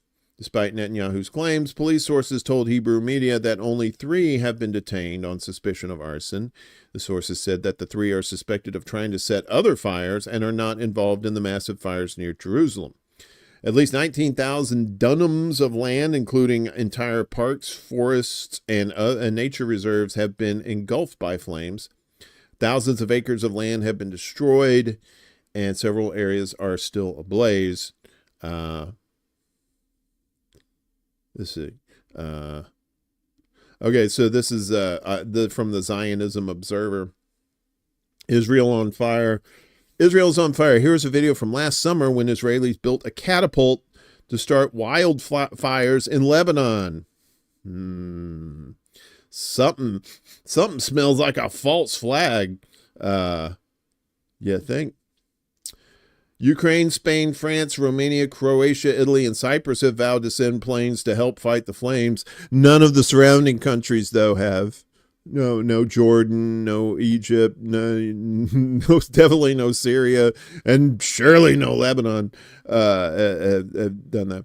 All events and celebrations for Israel's Independence Day were canceled. The Israeli government has been accused of taking the threat of wildfires lightly over the past years. Dav Ganem, chairman of Israel's Fire and Air Rescue Association, told the Walla news outlet that 18 years of warnings about a lack of preparedness to deal with wildfires have been met with indifference from policymakers. In response to accusations of arson, Rami Abdu of the Euro-Mediterranean Human Rights Monitor said Israeli propaganda has chosen to blame its failures on Palestinians. Of course, Hamas, Hamas, Hamas, Hamas. It was the Jewish National Fund that decided to plant non-native trees unsuited to the climate solely to cover up the traces of the Nakba. That's what he said. It was Netanyahu who chose to spend millions on his private luxury jet, the Wings of Zion, instead of investing in a supertanker firefighting aircraft. It's the settlers who are repeatedly caught committing arson, racist acts of fire terrorism, targeting Palestinian land, homes, and livelihoods, he added. Yeah, so pretty sure these fires were started because of fuckery from Israel. What? Fuckery from Israel? Hey, good morning, Teresa, over there on Rockfin. Good to see you, my dear. Hope everything is good for you. Happy Friday to you. It's also my nephew's birthday today. So happy birthday, nephew. I know you're not watching this since you're a conservative and you don't really care about, the truth. Just kidding. Nobody cares about the truth these days. Meanwhile, in Morocco, that place, Bread Freedom Palestine on May Day, because yesterday was May Day, Moroccan unions march against Israel normalization. Good old Morocco. Thousands of Moroccan workers flooded the streets of Rabat on Thursday, waving Moroccan and Palestinian flags, turning a rally for workers' rights into a sweeping protest against the Gaza war, repression, and Morocco's normalization with Israel. While demands for higher pay and secure jobs led the march, many protesters raised signs and chanted in support of Palestine. Banners reading "No to Normalization" and "Workers Support Resistance" moved through the crowd along with images of Gaza and the victims of Israeli airstrikes. Union members, many wearing keffiyehs, condemned Morocco's ties with Israel and expressed solidarity with Palestinians living through the war. "We denounce the systematic genocide targeting all elements of life in Gaza," said Abdelila Daman, Deputy Director General of the National Union of Workers in Morocco, otherwise known as the UNTM. "We in the syndicate reject the continuation of normalization and will remain on the path of supporting the Palestinian resistance," he added. Idris Azami of the Justice and Development Party, that's the PJD, which was in power when Morocco signed the normalization deal in 2020, saluted Palestinian workers and called for the full liberation of Palestine with Jerusalem as its capital. The party, which lost most of its seats in the 2021 election, has since distanced itself from the agreement, now framing it as a state decision. Of course, you're like, it wasn't us, man. That was those guys, man. No, man, we love Palestine. Big P, what's up, kid? It was fun, guys. So, it's this. Leaders have sought to reconnect with supporters by returning to core issues, including Palestine. Since Israel's latest war on Gaza began in October, popular opposition to normalization in Morocco has grown. Trade unions, long focused on labor rights, have become some of the government's most vocal critics on maintaining ties with Tel Aviv during its genocide in Gaza. Last month, port workers' unions called for a boycott of 2 Maersk ships allegedly carrying U.S. military cargo to Israel. The BDS movement said union pressure delayed the ship's passage, though it eventually docked. Although Moroccan lawmakers and senior officials have condemned the war and demanded an immediate ceasefire, activists continue to push for stronger measures, starting with the closure of the Israeli liaison office in Rabat. Yet anger in Thursday's protest extended well beyond foreign policy. Demonstrators decried the high cost of living, shrinking civic space, and Draft Law 97.15, a legislation that would impose tight restrictions on the right to strike. What the hell? That sounds like America. Some workers marched in symbolic shackles, mouths taped shut, wearing portraits of recently prosecuted journalists and activists. Others simply bore handwritten placards and oppressed Moroccan citizen. Despite a heavy police presence, the protests remained peaceful, which means the cops didn't start any shit, I guess, winding through Rabat's boulevards for hours to the beat of drums and the rhythmic call and responsive chants against repression and normalization. Meanwhile, the Democratic Confederation of Labor described the day as a struggle for bread, for freedom, and for justice beyond borders. Negotiations between Morocco's government and the main unions have entered several rounds in recent months, but workers say little progress has been made. The North Africa Center for Studies in Public Policy recently warned that labor relations in the kingdom are once again approaching a breaking point. Probably because you have a fucking kingdom. From the Casablanca bread riots in the 1980s to the February 20th movement, or the 20 February movement in 2011, trade unions have long played a pivotal role in shaping Morocco's political landscape and at times in bringing down governments. We're here to stand against injustice from Morocco to Palestine and to say no to normalization with the Zionists, Khaled Sati, a unionist, said in a statement during the rally. That's good. Love to hear that. Love to hear that. So, and yeah, yesterday was May Day. So, of course, it basically Labor Day for the world, except for the United States. Was it? I think Ed was telling me it was William Henry Harrison moved Labor Day to September because he didn't want to, I guess he didn't want to be that day to be affiliated with the commies, that kind of thing. I'm over explaining that or under explaining that, I should say. But yeah, so, and happy May Day to y'all. For that. Steve G. What's up, Steve? Good to see you. Israeli army blamed Palestinians for arson by settler. Then a video emerged. Yep. What they have no proof, but everybody else has the fucking receipts, don't they? Malta allowed Israel to use its airspace to bomb a humanitarian aid flotilla and then delayed for several hours before sending assistance to the damaged ship. Malta is now complicit to genocide. Yeah. Grover Cleveland, that's who it was? Okay, thanks. I knew it was one of those guys. My memory's not that good. Fuckery's always afoot, folks. I can't tell you that enough, so hopefully, if you don't understand it, you will understand it soon enough. Meanwhile, in Darfur, in North Darfur, in Sudan, at least 542 have been killed in North Darfur in the past 3 weeks. 542 people, Jesus. At least 542 civilians have been confirmed killed in Sudan's North Darfur region in the past 3 weeks, the UN said Thursday, warning the actual death toll was likely much higher. The horror unfolding in Sudan knows no bounds, UN rights chief Volker Turk said in a statement referring to the country's ongoing civil war. Darfur, in particular, has become a key battleground in the war that erupted on April 15th, 2023, between the regular army led by Abdel Fattah al-Burhan and the Rapid Support Forces, the RSF, headed by his former deputy, Mohammed Hamdan Daglo. The war has left tens of thousands dead and triggered what aid agencies described as the world's largest displacement and hunger crisis. The battle for El Fasher, the last major city in Darfur to elude RSF control, has intensified in recent weeks as the paramilitaries have sought to compensate for their loss of the capital Khartoum last month. Turk pointed to an attack 3 days ago by the RSF on El Fasher and the Abu Shuk camp that killed at least 40 civilians. This brings the confirmed number of civilians killed in North Darfur to at least 542 in just the last 3 weeks. He said the actual death toll is likely much higher.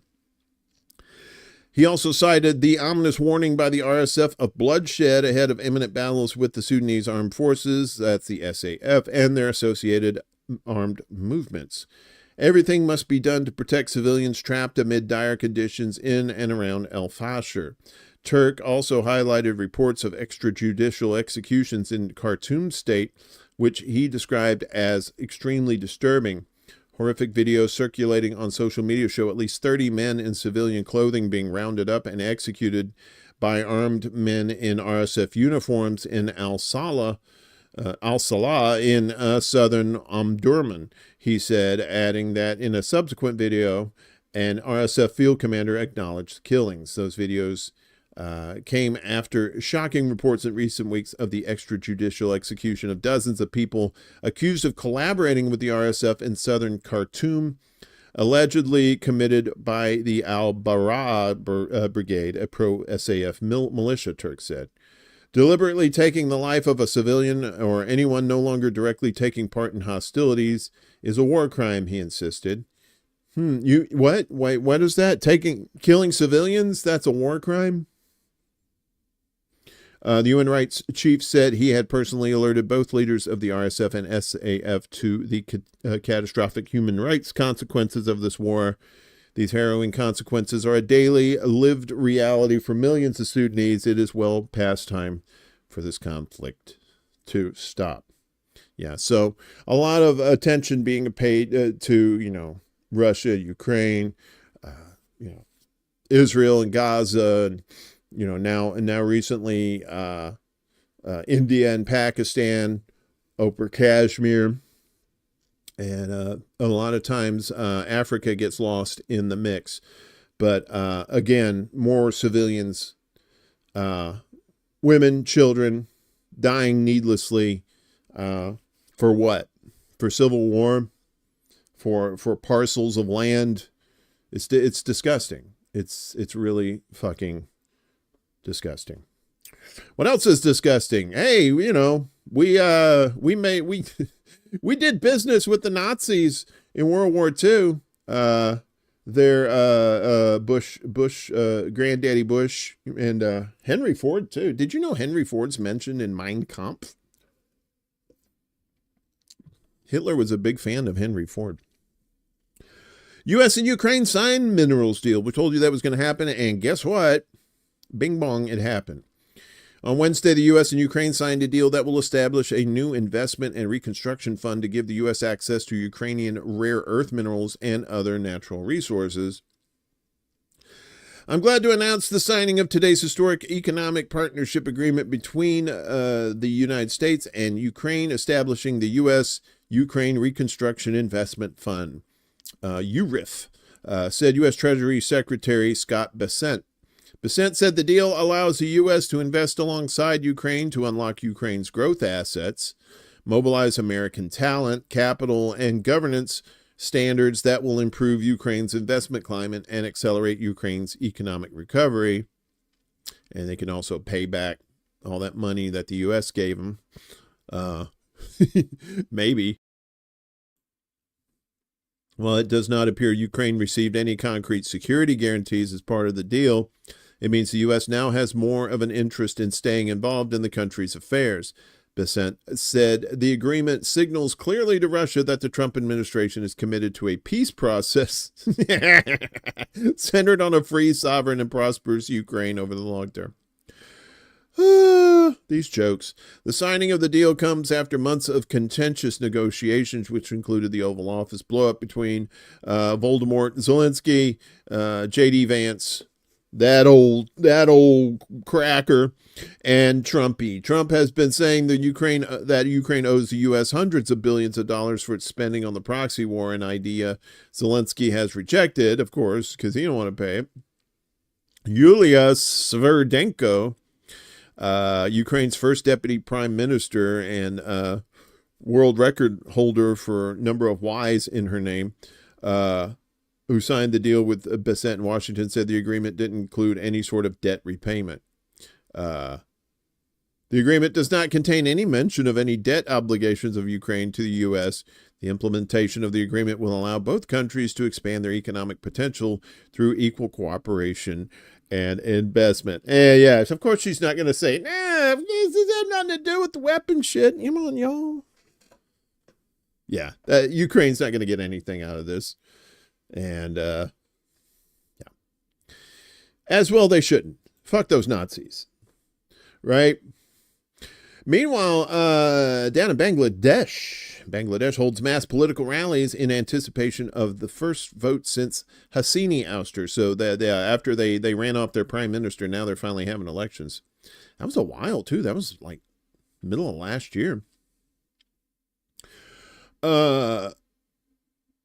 3 days of mass rallies began in Bangladesh yesterday as political parties seek to drum up support ahead of the anticipated first vote since the ouster of Prime Minister Sheikh Hasini last year. The country's interim government, headed by Nobel Prize winner Professor Muhammad Yunus, has been implementing a series of reforms and preparing for elections since taking charge in August after Hasini fled Dhaka amid student-led protests that called for her resignation. Yunus has said that Bangladesh could hold elections by the end of the year or in the first half of next year, provided that electoral reforms take place first. As thousands of people gathered in Dhaka for a May Day rally organized by the Bangladesh Nationalist Party on Thursday, its leaders seek to highlight the rights of Bangladeshis to a free and fair election. The BNP's vice chairman, Shamsuzaman Dudu? No way. That last name is not Dudu. All right. I'm going to say Dudu because that's just third grade. I'm not going to say Dudu. The vice chairman, Shamsuzaman Dudu, told Arab News people were deprived of their voting rights in the last three general elections due to a fraudulent vote. So we had Cuck earlier and now Dudu. Come on, people. This ain't news. What's going on? Considering the present context, people are optimistic that they would get the chance to exercise voting rights and eventually hand over power to their trusted political party. In this way, a democratic government will be reinstated in the country. He added, these expectations and dreams of the countrymen will be represented through our mass demonstrations today. We want to see a Bangladesh which is run through a democratic system where people will be able to exercise and enjoy all of their due rights. The country's largest Islamic political party, Jamaat-e-Islami, also held a rally yesterday. They will be followed on today by a mass demonstration organized by the National Citizens Party, which was formed by the students who spearheaded the youth-led protests that overthrew Hassani. Tomorrow, Hevazat-e-Islam, a powerful Islamic organization in the country, is also expected to hold a grand rally. The series of political rallies are taking place a little over a year since Bangladesh's last elections in January 2024. Stop it. Stop it. When Hassani won a fourth term in polls that were boycotted by the main opposition parties. Following 15 years of uninterrupted rule, Hasini and her Awami League party had allegedly politicized key government institutions, including the Election Commission. Bangladesh is going through a transitional moment, said NCP Joint Member Secretary Salah Uddin Safat, highlighting that the interim government's ongoing work is crucial to secure a better future for the country. If we can't reform or overhaul the other machineries of the state, like the judiciary, police, constitution, etc., before the election, then the next government might also be an authoritarian one because of the existence of the authoritarian elements within the state machineries, Safat told Arab News. Safat is expecting a good turnout at the NCP rally on today, which will urge for reforms in various state institutions and demand justice for alleged crimes committed by members of the Awami League. We believe our next general election will not simply serve as a medium of transferring power, he said. Rather, it will pave the way for a permanent and effective reformation of the structural issues of the country. Where are we at here? Oh, okay. Yeah, we had kind of we're having kind of a long news block, so this is probably going to go on. And Propaganda Watch is probably going to be pretty fucking long too. So what else we got next? So our next item up for bids.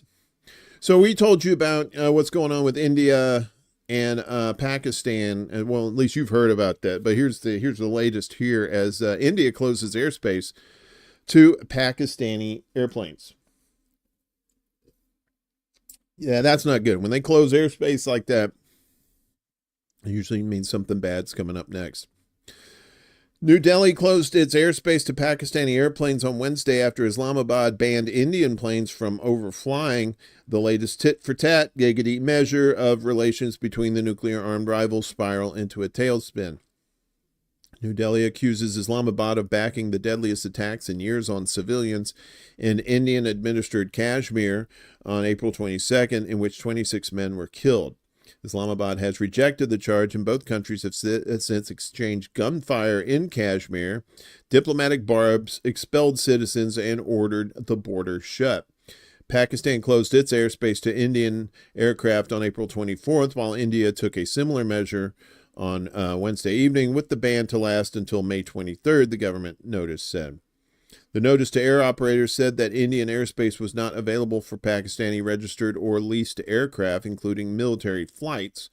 Indian Prime Minister Narendra Modi gave the military complete operational freedom to respond to the attack during a closed-door meeting on Tuesday, a senior government source told AFP. Pakistan's government has denied any involvement in the shooting and vowed that any act of aggression will be met with a decisive response. So, and here's an unlikely pair of rivals as Somalia bans Taiwan travelers, citing one China policy. Taipei responds. Dun, dun, dun. Taiwan has denounced Somalia's decision to bar travelers holding Taiwanese passports from entering or transiting through the country, saying airlines have been instructed to enforce the restriction. According to Taiwan's foreign ministry, the ban took effect Wednesday following a directive used by Somali aviation authorities last week. I didn't know they had planes. I thought they just had boats. I know, that's just so fucking wrong. I shouldn't have said that. Somalia has not publicly commented on the ban, which comes amid growing ties between Taiwan and Somaliland, their theme park that they have. No, that's not a theme park. A self-declared state that broke away from Somalia over 3 decades ago, but lacks broad international recognition. Yeah, because you're in line for like way too long, and the rides suck, and the food's way overpriced. In 2020, Taiwan and Somaliland opened reciprocal representative offices, a step that drew criticism from both China and Somalia. Somalia's Civil Aviation Authority notified airlines that Taiwanese passports will no longer be valid for entry into or transit through the Federal Republic of Somalia beginning April 30th, which was just a couple days ago, Taiwan's foreign ministry said in a statement late Tuesday. The Ministry of Foreign Affairs has strongly protested Somalia's action made under the instigation of China to restrict the travel freedom and safety of Taiwanese nationals, and has demanded that the Somali government immediately revoke the notice, said a ministry announcement. It further warned Taiwanese residents not to travel to Somalia or Somaliland for their own safety until Somalia lifted the restriction, according to Taiwanese media. Neither Somaliland nor Somalia has commented. China has praised Somalia's passport ban on Taiwanese travelers, calling it a legitimate measure that demonstrates Somalia's strong commitment to the One China principle. Chinese Foreign Ministry spokesperson Guo Jiakun told reporters on Wednesday, according to AFP. While Taiwan operates under its own constitution and holds democratic elections, China views the island as part of its territory and has not ruled out using force for reunification, because that always works. Taiwan is recognized by only a small number of countries. Somaliland, which declared independence from Somalia in 1991 after the fall of General Mohammed Siad Barre's regime, is not officially recognized by any sovereign nation. Somalia considers Somaliland part of its national territory and responded angrily last year when Ethiopia signed a port lease agreement with Somaliland's authorities, a dispute that was only resolved through Turkish mediation. Oh my God, the Turks, really? We'll get to them coming up soon. South Korea presidential race rocked by resignations, court ruling. What is going on in South Korea? Acting leader and designated replacement resign with education minister. Okay, let's get to the thing.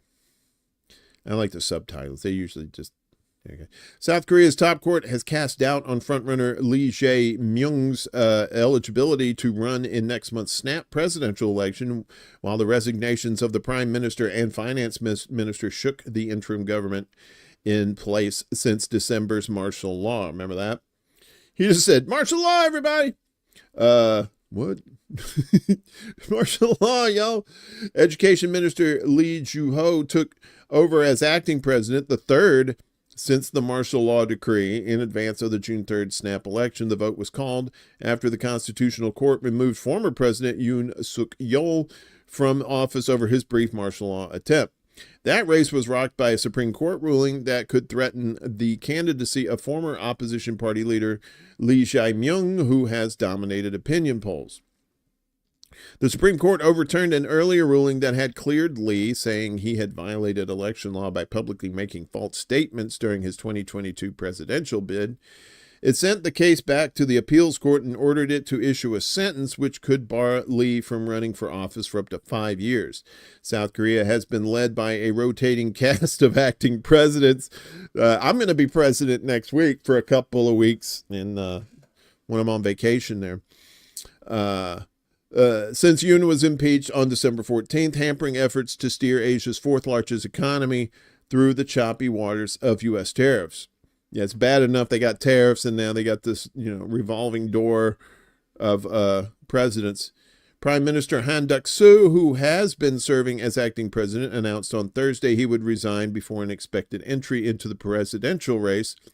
But the person who was set to replace him as acting leader, Finance Minister Choi Sang-mok, then abruptly resigned as well when Parliament restarted impeachment proceedings against him for decisions he made when previously serving as acting president.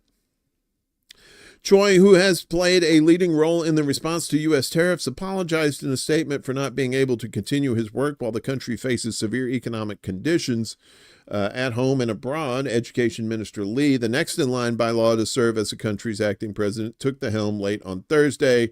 He basically said, fuck it. All right, nobody else wants to do it. I'll do it. Lee, 64, is an economist and professor and was named education minister in November 2022 by Yoon. He also served as education minister under a previous conservative administration. Earlier, South Korean prosecutors indicted former President Yoon Suk-yeol for abuse of authority without arrest, the country's news agency Yonhap said. The indictment adds further legal jeopardy for Yoon, who is already facing an ongoing trial on insurrection charges brought against him over his brief imposition of martial law last December.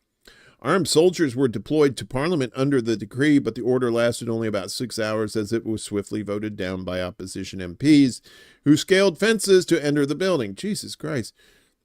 This is like a Mel Brooks movie. Parliamentarians later impeached Yoon over the martial law declaration. Yoon was stripped of all power and privileges in April by the Constitutional Court, which upheld the impeachment motion. He was soon forced to move out of the presidential residence. Desert Mantis. Hello, my friend. Prosecutors first indicted him in January when he was still president as the ringleader of an insurrection, a charge not covered by presidential immunity. We have since proceeded with the insurrection trial while conducting supplementary investigations into the abuse of power allegation leading to this additional indictment, prosecutors said in a statement on Thursday. The new charge also comes the day after investigators raided Yoon's private residence in Seoul as part of a probe into bribery allegations involving his wife, Kim Kyon-hee, and a shaman accused of receiving lavish gifts on behalf of the former First Lady. Wow. This is like some Imelda Marcos shit. If convicted of the insurrection charge, Yoon could be sentenced to life in prison or death, although South Korea has had an unofficial moratorium on execution since 1997. Yoon was the second South Korean president to be removed from office and the third to be impeached by parliament. And they said, fuck it, let's just keep going. Let's impeach them all, kick them all out. We don't need a president. Oh, my goodness. South Korea. What the fuck's going on down there? Jesus. A couple of general broad world news stories for you coming up here in a second. Coffee, you sweet, sweet mistress. I don't know if you eat at McDonald's. If you do, you probably noticed the prices went up there too. Well, McDonald's is having some problems, not just here, but around the world, as Trump's trade policies bite into McDonald's U.S. sales and not their burgers. The Golden Arches. McDonald's reported an unexpected drop in global sales for the first quarter on Thursday as economic uncertainty and chaotic tariffs dampened spending among budget-conscious customers in key markets. CEO Chris Kempczynski described the environment as the toughest of market conditions, with global comparable sales falling 1%, contrary to analysts' expectations of a 0.9%, 95% increase. So they're expecting a 1% increase. They got a 1% decrease.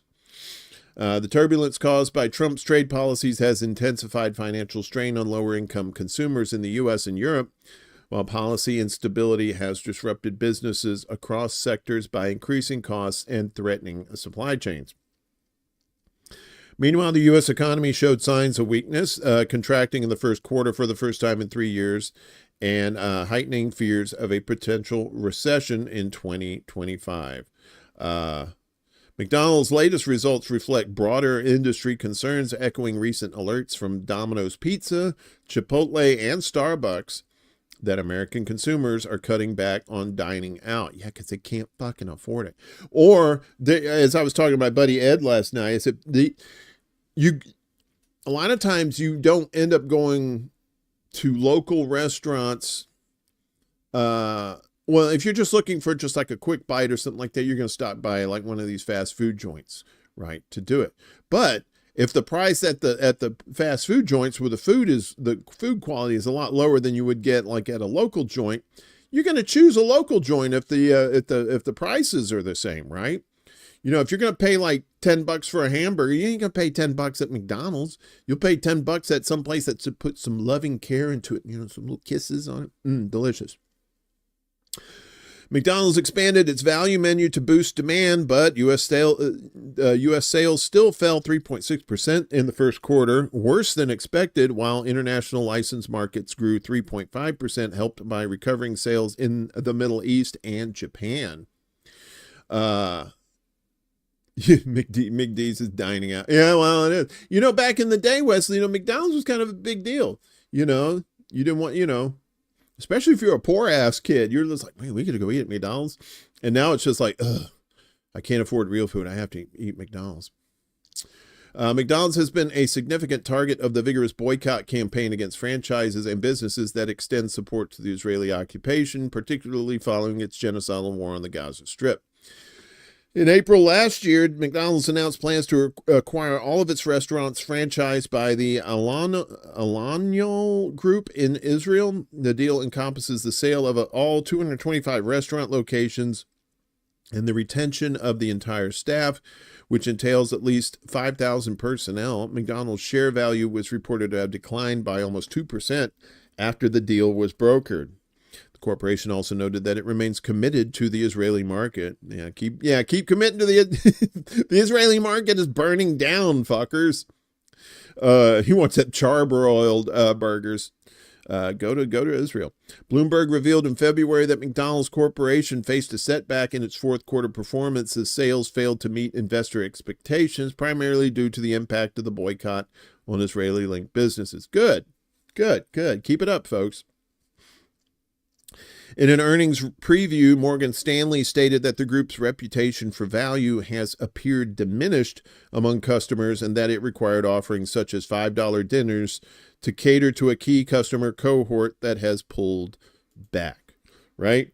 You know, at least at Wendy's, you get the 4 for $4, right? And if you don't know about the 4 for $4, even if they don't have it on the menu board up there, ask for the 4 for $4. Because it's a secret item now. They'll bring it out like every once in a while, but then it'll go away, but it never goes away. You just have to ask for it. So if you're in Wendy's for some reason, ask them for the 4 for $4. That's a little tip from your Uncle Warren if you're looking to eat on that cheap.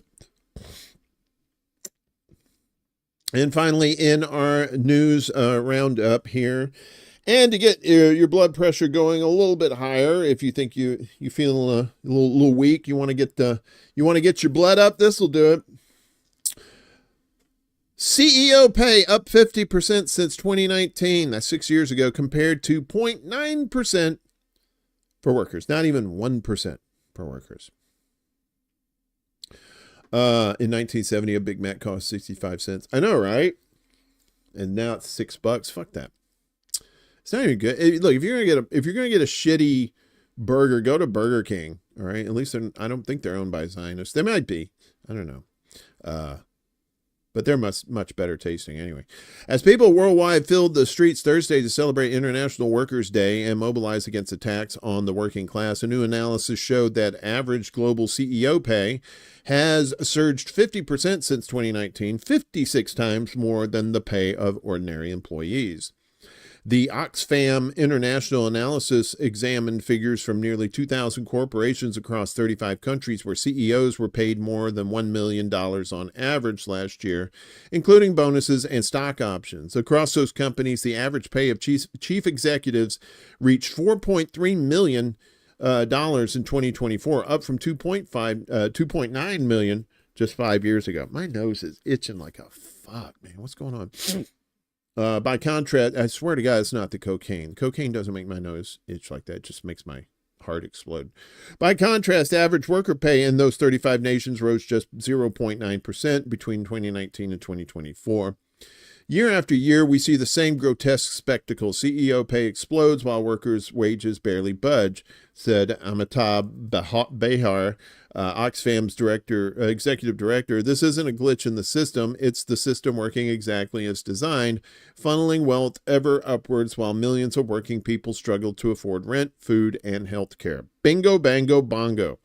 That's something. That should be like on Mount Rushmore or some shit. This isn't a glitch in the system. It's the system working exactly as it's designed. It's capitalism. According to Oxfam, global billionaires pocketed on average $206 billion in new wealth over the last year, or $23,500 an hour. That's more than the average annual income globally, $21,000 in 2023. To begin redressing global economic inequality, Oxfam called for top marginal tax rates of at least 75% on the highest earners and wage increases to ensure worker pay keeps up with inflation. Kind of like what was going on in the Eisenhower administration. Those marginal tax rates were pretty fucking high. You want to be a highfalutin CEO when you grow up? Someday, Desert Man, someday. You just keep on dreaming, son. You just keep dreaming. You're a dreamer. I know. It'll happen. Luke Triangle, General Secretary of the International Trade Union Confederation. What is up with these names today? Cuck and doo-doo and the fuck? Said in a statement that the outrageous pay inequality between CEOs and workers confirms that we lack democracy where it is needed most at work. Well, it's just a sign of a pure 100% capitalist mantra. And if you have 100% capitalism, this is what you get. It's, survival of the fittest. Around the world, workers are being denied the basics of life while corporations pocket record profits, dodge taxes, and lobby to evade responsibility, Triangle added. Workers are demanding a new social contract that works for them, not the billionaires undermining democracy. Fair taxation, strong public services, living wages, and a just transition are not radical demands. They are the foundation of a just society. It's time to end the billionaire coup against democracy and put people and planet first, he said. In addition to spotlighting the growing chasm between CEO and worker pay, the Oxfam analysis warned that the global working class is now facing a new threat in the form of Trump's tariff regime. The humanitarian group argued that these policies pose significant risks for workers worldwide, including job losses and rising costs for basic goods that would stoke extreme inequality everywhere. For so many workers worldwide, Trump's reckless use of tariffs means a push from one cruel order to another, from the frying pan of destructive neoliberal trade policy to the fire of weaponized tariffs, said Behar. These policies will not only hurt working families in the U.S., but especially harm workers trying to escape poverty in some of the world's poorest countries. So yeah, it's not just America. Fuckery is afoot everywhere, right? Love to see the world just shut down these capitalist regimes and maybe get back to it. But I'm telling you, I mean, I don't mean to be that guy, but I don't think the way humanity has been propagandized for decades, centuries really, as to their love for capitalism,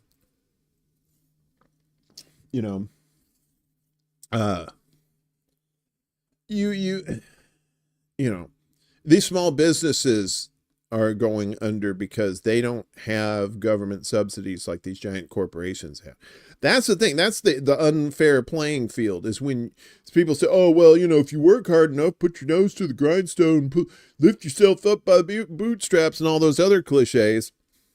They tend to forget that a lot of these people who have these billion-dollar companies, they came from money. They already had the capital. You ever heard it takes money to make money? That's what that means. That's capitalism. If you don't have money to make money, you ain't going to make money. It's as simple as that. You're going to see very, very rare opportunities for people to become financially successful.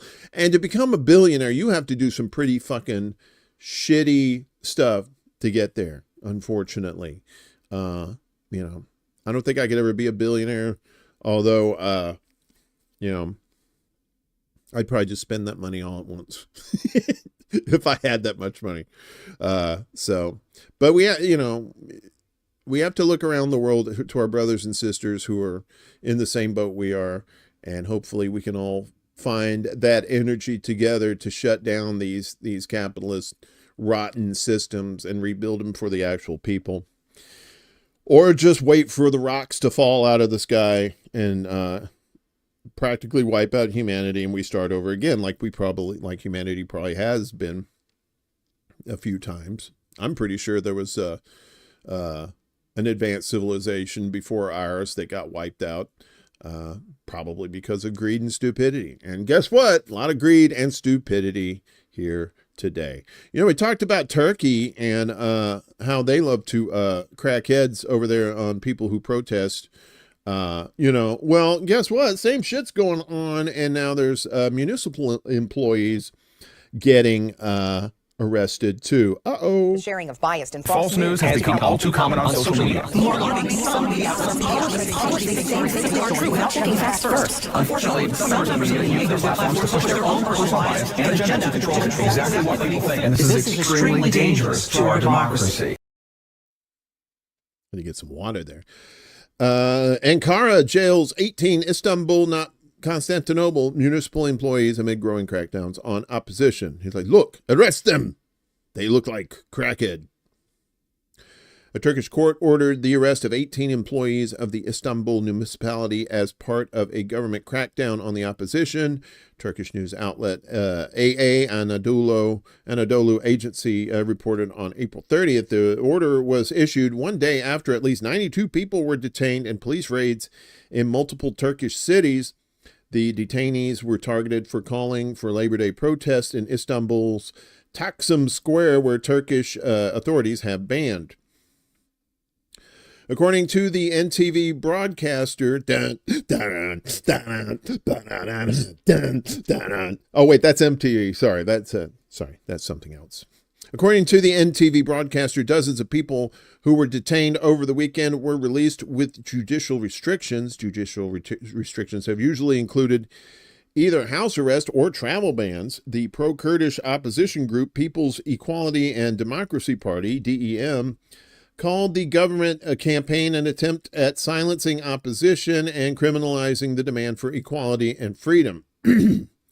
Turkish media outlets said on Saturday that dozens of Istanbul municipality workers were arrested, including the municipality secretary general and the chief of staff of Istanbul's mayor, Ekrem İmamoğlu, whose imprisonment last month sparked a massive wave of anti-government protests. Ekrem İmamoğlu is considered a prominent rival to President Erdogan. At the time of his arrest, he was due to run in a presidential primary representing the main opposition in Turkey, the Republican People's Party, CHP. He has been accused of corruption and links to terrorism. Following Imamoglu's arrest, the CHP held a primary election on March 23rd. And officially named him its presidential candidate. In late March, Turkish authorities also arrested his lawyer. Earlier this month, the Turkish judiciary rejected an appeal for his release. The Turkish campaign has prompted widespread international condemnation. We stand for Ekrem İmamoğlu. We stand for democracy in Turkey, said the mayor of the Italian city of Florence on Saturday. German media reported on April 17th that Berlin had blocked the export of dozens of fighter jets to Turkey, citing Imamoglu's arrest as its main reason. Ankara has been seeking to acquire the Eurofighter Typhoon warplane since 2022. But Germany said, "Nein! None for you." So, we mentioned this briefly before. Hegseth threatens Iran over Yemen. Let's get a little bit more into it.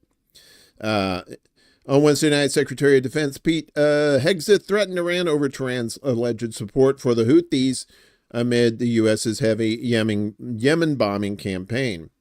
Message to Iran: we see your lethal support to the Houthis. We know exactly what you're doing, Hegseth wrote on the tweeters. You know very well what the U.S. military is capable of, and you were warned. You will pay the consequence at the time and place of our choosing.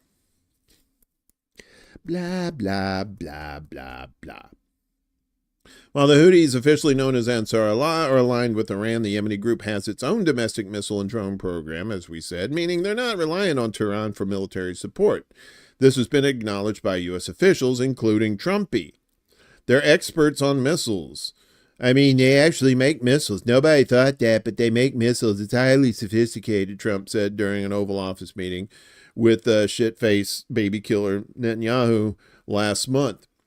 In March, the Washington Post, citing U.S. officials, reported that the Houthis have established their own substantial independent weapons production capability. The Houthis also operate independently and aren't likely to take orders from Tehran. Yeah, you got that. I don't think they're going to take orders. They do whatever the fuck they want. That French fucking kiss, man. Despite these facts, the Trump administration has been blaming Iran for the Houthis' operations, and Hegseth's threat comes after a month and a half of U.S. airstrikes on Yemen have failed to deter Ansar Allah. The U.S. has launched over 1,000 strikes on Yemen, killing more than 200 civilians, but the Houthis continue to launch attacks on Israel and on U.S. warships.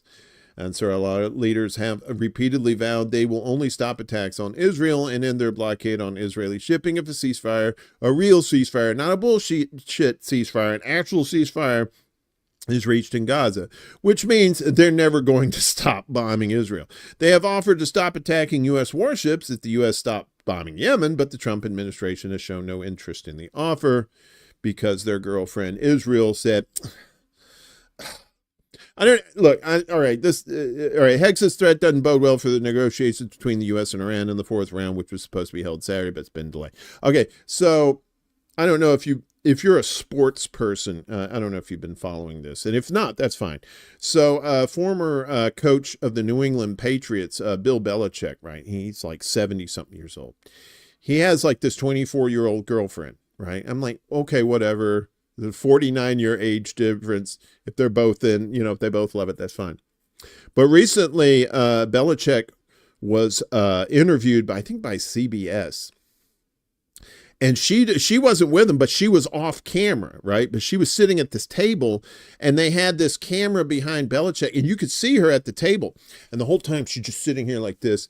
And so the CBS guy asked Belichick, said, well, how did you guys meet?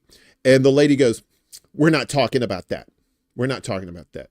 That whole situation, what I'm getting to is the United States is Bill Belichick. And Israel is the 24-year-old girlfriend sitting at the table dictating what you're going to talk about and what you're not going to talk about. Now, if you don't know anything about the NFL, you're just like, what the fuck are you talking about?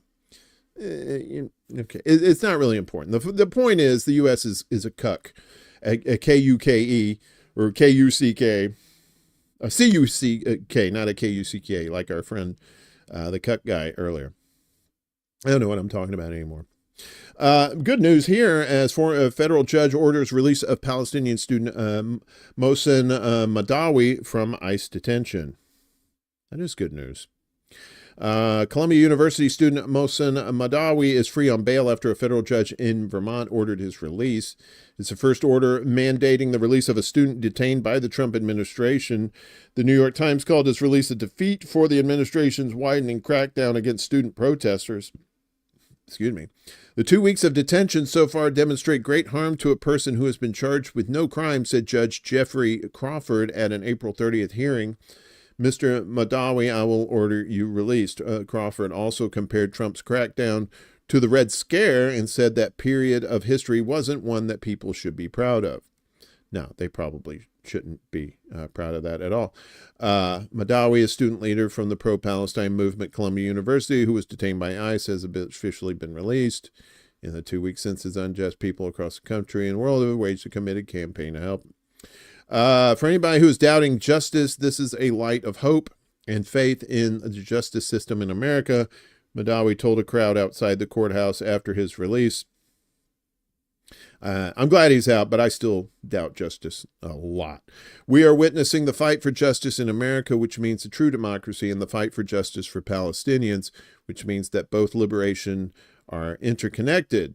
Because no one of us is free unless we all are. I'm saying it clear and loud, he added to President Trump and his cabinet. I am not afraid of you.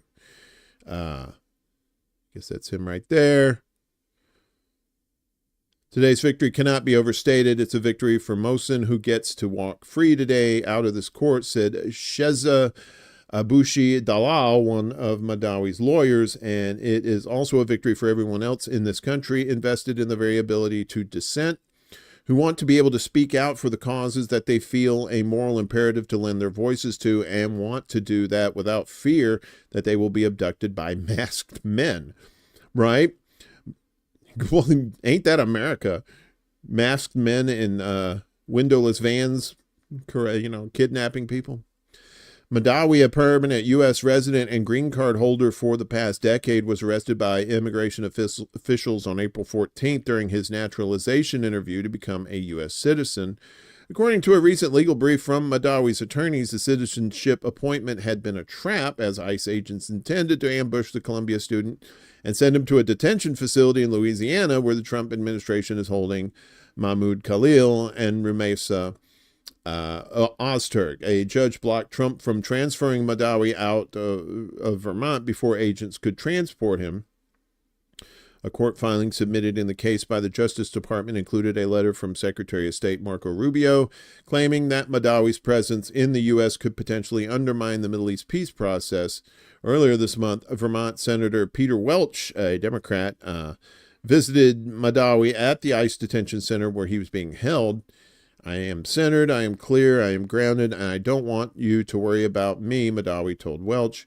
I want you to continue working for the democracy of this country and for humanity. The war must stop. So good news there for Mahdawi. Meanwhile, students sue Texas University and the governor over Gaza protest arrests. Oh, Greg Abbott. Yeah, the governors of Texas are just pure shit, man. 4 current and former University of Texas at Austin students sued the college and Texas Governor Greg Abbott on Wednesday, alleging they faced unlawful arrest and retaliatory discipline for demonstrating against Israel's assault on Gaza. The lawsuit, everything's bigger in Texas, including the lawsuits. The lawsuit is among a wave of legal actions against U.S. universities, law enforcement, and state leaders over their handling of pro-Palestinian student protests that erupted in the spring of last year.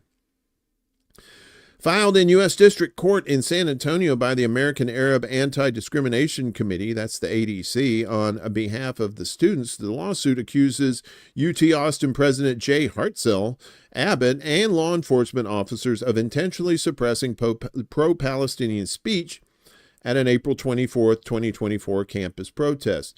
According to the filing, Abbott, with the consent of Hartzell, ordered state police in riot gear to carry out mass arrests violating protesters' First Amendment rights to assemble and express their opinions. In response to the lawsuit, UT Austin spokesperson Mike Rosen referred to the statements the university made after the arrests, saying it acted to preserve campus safety. Oh, I know what it is, safety. It was self-defense. It was self-defense. Enforced protest rules, and that most arrests were of people from outside the university. Abbott's office did not immediately respond to a request for comment in a social media post during the arrest. Abbott said, "Anti-Semitism will not be tolerated in Texas." That's right. You're protesting genocide. You're protesting the Jews. 2 students named in the suit said they wanted to protect others from the physical and mental harm they had suffered. "It's reclaiming our narrative because we were treated as anti-Semitic criminals," said Arwen Heilrain, a second-year student who experienced a panic attack after she was knocked to the ground by police and had her wrists tightly zip-tied. She has since had to leave an internship at the state legislature and been diagnosed with PTSD as a result of her arrest. Mia Sisko said suing the university took on a new urgency as she watched the Trump administration try to deport foreign students for their pro-Palestinian advocacy. "It's really vital and crucial right now to make sure that we say that it's not okay," said Sisko, a third-year student who had her hijab forcibly removed by police following her arrest. Dozens of demonstrators were taken into custody at the protest and then released 2 days later after the Travis County Attorney's Office said charges were dropped due to a lack of probable cause. You think? All students arrested faced university disciplinary action, according to the lawsuit. ADC Director Abed Ayub saw most Americans, especially Texans, backing free speech for pro-Palestinian protesters. Governor Abbott and others are underestimating how much Americans value their First Amendment rights, said Ayub. Yeah, so they need to, but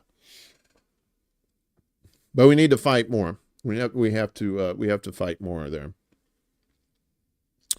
Oh, Belgium, you have good beer, but you have no common sense. Pro-Palestine activist arrested in Belgium after attending a protest. There's this nice young gentleman right there. The recent arrest of a Palestinian activist in Belgium has raised alarm as the organization he works for describes the incident as a form of state harassment. Mohamed Khatib, the 35-year-old European coordinator for Sandbloom, a global Palestinian prisoner solidarity network, was arrested on April 21st after attending a daily protest demanding an end to Israel's genocide against Palestinians in Gaza. You anti-Semitic mother... Every evening, dozens of people, some sporting keffiyehs, gather on the steps of the former stock exchange in Brussels to drape a Palestine flag down the steps and chant slogans of solidarity in English, Arabic, and French. A police presence as usual, but Khatib felt uneasy when he noticed an officer photographing him. He left about 7:30 p.m. local time and was stopped nearby for what he called a spontaneous ID check by local police. Ah, look at that. He was arrested and taken in a police van to a central station. About 30 supporters gathered outside chanting "Free Our Comrade" before being dispersed by riot police about 10 p.m.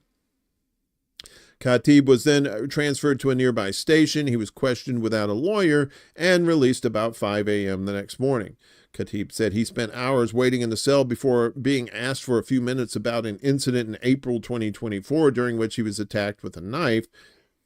There was also a brief trip to the hospital for non-urgent medication. They were doing anything they could to keep me, Khatib told Al Jazeera. The Brussels Public Prosecutor's Office told Al Jazeera Mohammed Khatib was arrested as part of an investigation into events that took place in April last year. He was released after questioning. A Palestinian refugee born in the Ain el-Hilweh camp in Lebanon in 1990, Khatib fled to Belgium alone at age 19, claimed asylum, and co-founded Sandbloom 1 year later in 2011. Campaigning for the rights of Palestinians incarcerated in Israel is his sole occupation.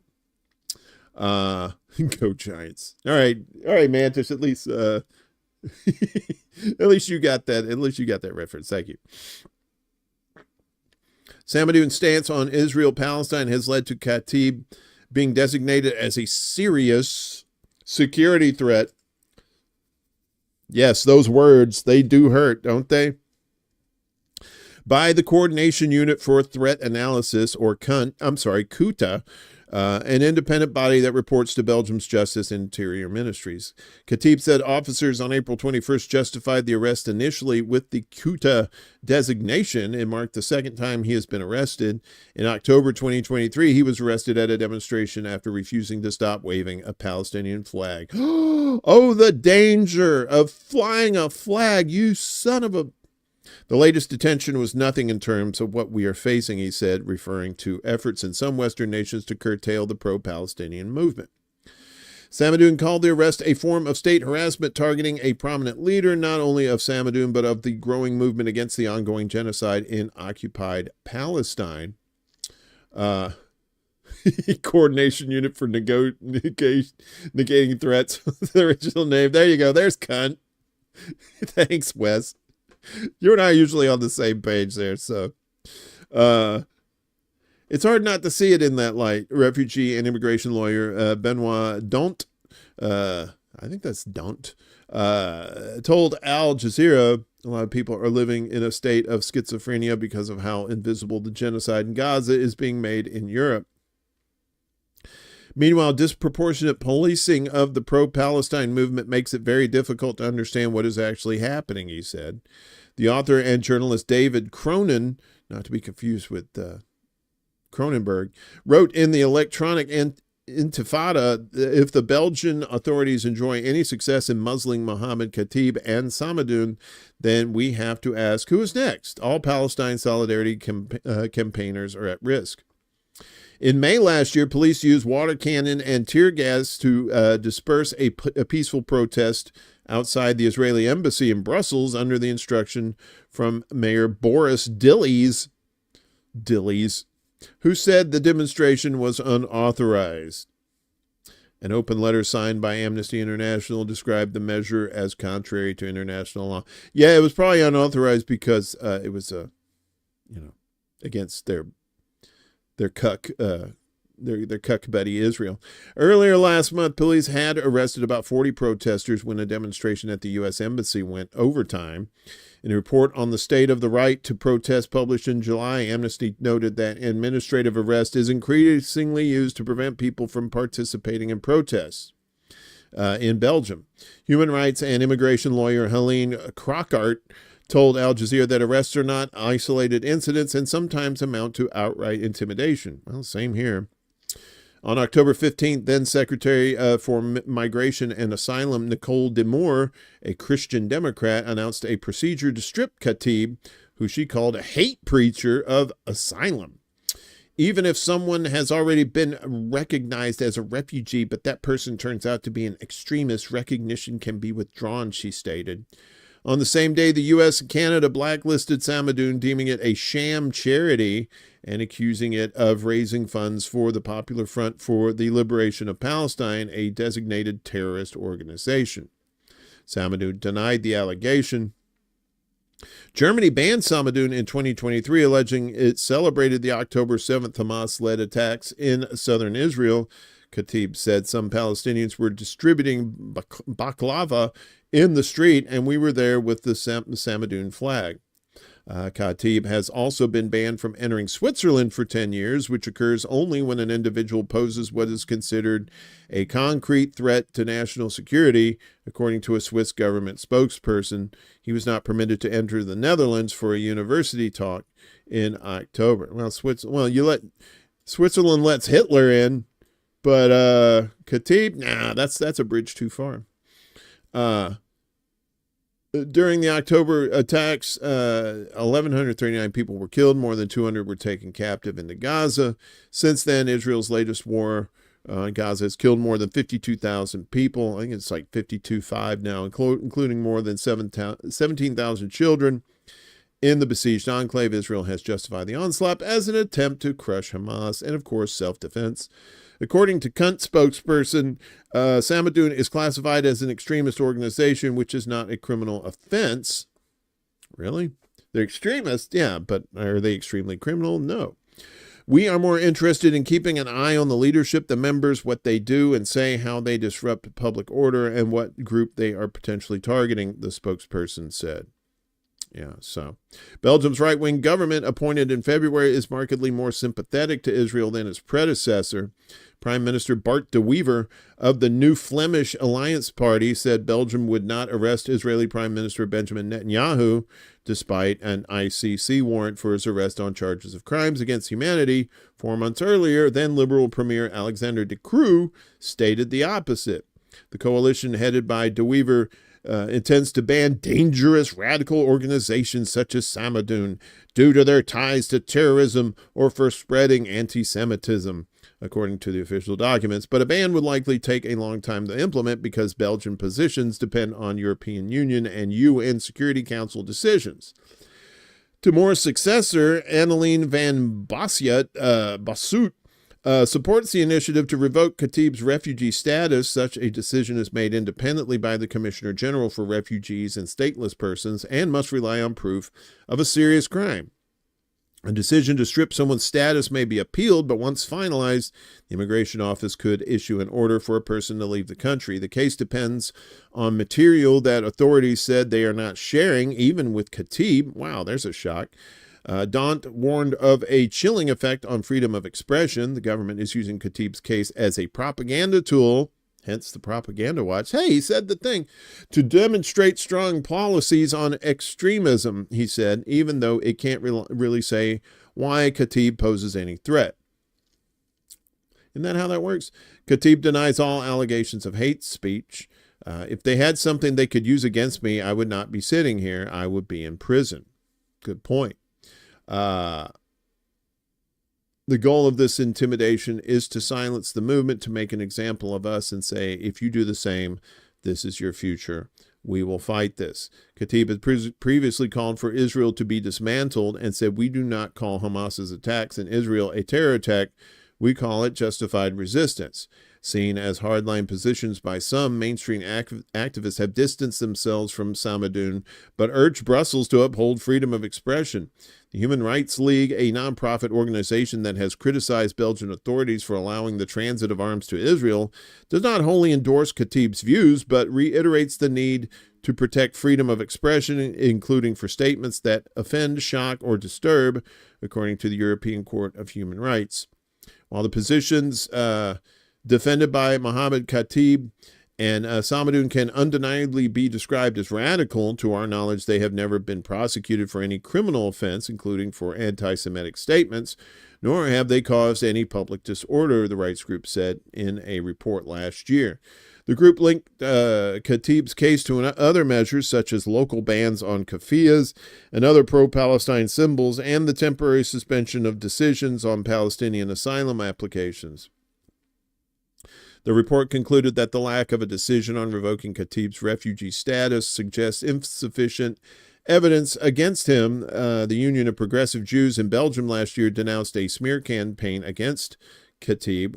Whatever political differences we may have, his threat is intolerable and shakes the very foundations of our democracy. Bum, bum, bum. This is from the Daily Bruin, the UCLA paper. Like getting some college journalism in here. 3 pro-Palestine protesters arrested during encampment attack anniversary rally. UCPD arrested and issued stay-away orders to 3 pro-Palestine protesters during a series of demonstrations Wednesday night. Around 200 protesters began gathering at Wilson Plaza at 7:30 p.m. to watch The Encampments, a 2024 film about pro-Palestine protests at several university campuses, and later marched along Bruin Walk to Deneuve Plaza. Protesters then blocked traffic, walking down Gailey Avenue to LeConte Drive and turning onto Westwood Plaza to protest in front of Ronald Reagan UCLA Medical Center. UCLA alleged in a Thursday afternoon statement that a police officer and a student were physically assaulted during the protest. "We are sorry for what this student experienced, and we have already been in touch with him to offer support," the statement said. "This is unacceptable, and UCLA will not tolerate it." The protest, organized by Students for Justice in Palestine at UCLA, a suspended student organization, occurred 1 year after pro-Israel counter-protesters attacked the first Palestine Solidarity encampment. Protesters began attacking the encampment around 10:50 p.m. on April 30th, 2024, throwing fireworks and scooters into the area, but police did not intervene for over 3 hours. Throwing scooters? What? Maybe they were on the scooters. "We invite you all to watch the documentary in solidarity to honor 1 year since the encampment at UCLA," SJP said in a post in its Instagram account. "We watched the film in protest of UCLA's violence towards its students and community members and its financial and academic complicity in the Palestinian genocide." The university said in its Thursday statement that its Office of Student Conduct communicated to SJP that the screening would be a violation of the organization's suspension. You're going to get in more trouble. SJP at UCLA originally planned for the rally to take place in Dixon Plaza, according to a post on its Instagram account. However, UCPD announced the closure of the area Wednesday afternoon, blocking all entrances off with metal barriers following the arrest of a pro-Palestine protester around 2:30 p.m. local time.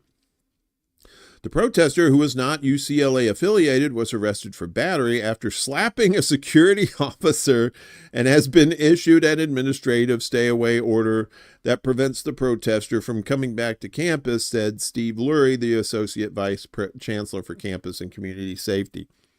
I wonder what kind of slap it was. It was just one of these kind of things where like they accidentally hit him in the face or something. It was probably one of those things. They make it sound like, "Oh, God, you beaten me to death." Multiple pro-Palestine protesters declined requests for comment on the arrest of the Wednesday protest. "We're here tonight, not at Royce, because that's where we were planning to be," a protester who did not give their name said in a speech. "We were pushed into Wilson Quad because this university fears our presence." Protesters began setting up a screen in Wilson Plaza to show the encampments around 8 p.m. However, a representative from Student Affairs told protesters that visuals were not allowed in the area. What a fucking snitch. A representative from Student Affairs. "You can't show visuals." They then walked to Bruin Plaza to present the documentary, setting up a white sheet and projector next to the Bruin Bear. Around 8:05 p.m., a UCPD officer told an SJP representative that they could not show the film in the area. There's no one else I can talk to, the UCPD officer said, but you can't show the movie here. Around 30 UCPD officers wearing riot gear and armed with less than lethal weapons lined up behind the McClure stage in Bruin Plaza around 8:24 p.m. Security personnel from Contemporary Services Corporation, a private crowd management company, also stood behind the stage. Several UCPD cars were also stationed around the area. Disclose, divest, we will not stop, we will not rest. That's actually a pretty good rhythm there. Protesters chanted. Disclose, divest, we will not stop, we will not rest. UCPD officers surrounded the protesters who walked towards Pauley Pavilion. Protesters walked up Bruin Walk to Denev Plaza, where they chanted, Free, Free Palestine, and set up the screen again. At 9 p.m., around 30 UCPD officers in riot gear ran into a crowd of around 150 pro-Palestine protesters who dispersed briefly from the area. 3 UCPD officers also drove motorcycles into the center of the plaza. UCPD officers detained 2 protesters and confiscated the screening equipment.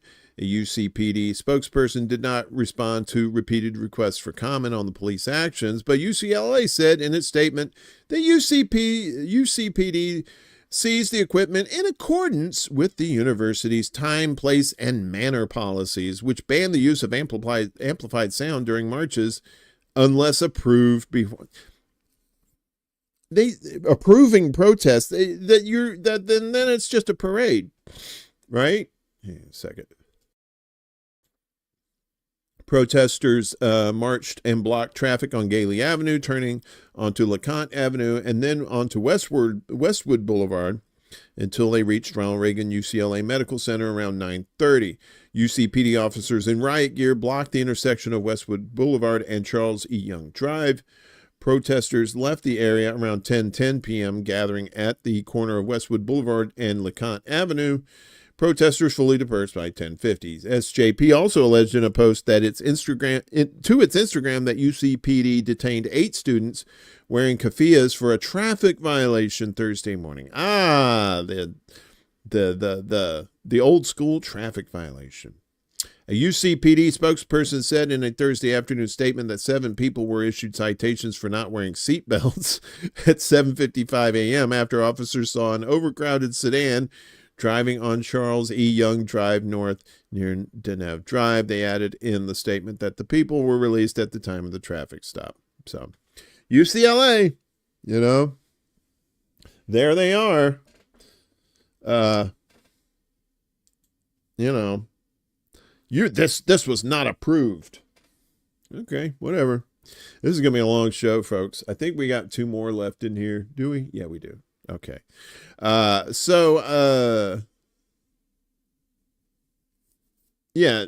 is from RT as no free press in NATO states. British presenter on RT journalist ban. Neither democracy nor a free press exists in modern Europe. NATO nations journalist and going underground host Afshin Ratansi has told RT. In an interview on Thursday, he was asked to comment on the deportation of RT correspondent Che Bose from Romania.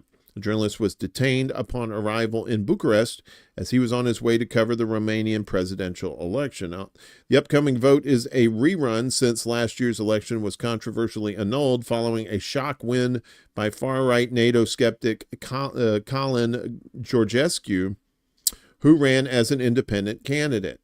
Bo's arrest and deportation highlight the totalitarianism of Western Europe, Ratansi said.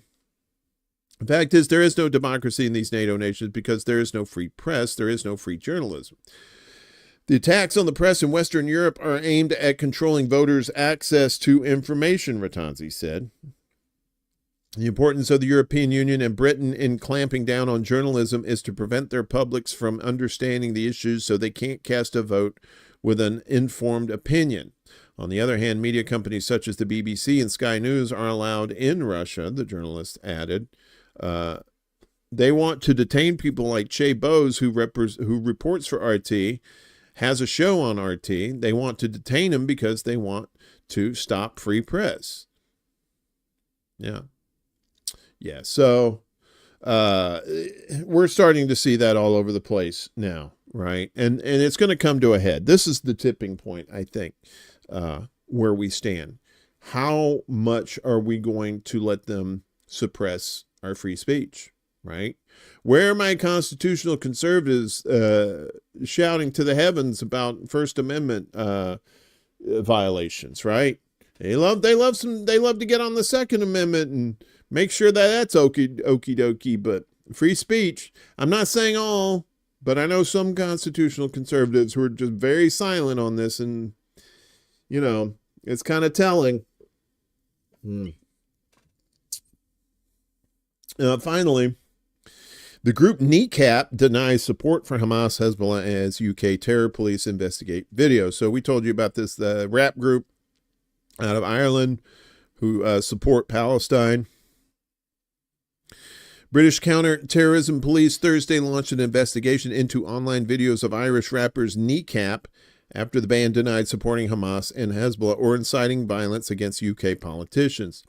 The announcement came as nearly 40 other groups and artists, among them Pulp, Paul Weller, and Primal Scream, rallied around the band amid an escalating row, that's some European shit, about political messaging at its concerts. Other artists offering their support are the Pogues,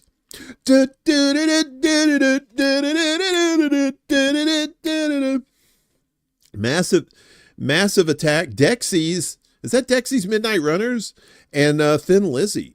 As artists, we feel the need to register our opposition to any political repression of artistic freedom, the group said in a joint statement. They added that there had been a clear, concerted attempt to censor and ultimately deplatform. Since the row erupted, Kneecap has had several concerts canceled, including one in southwest England and 3 in Germany.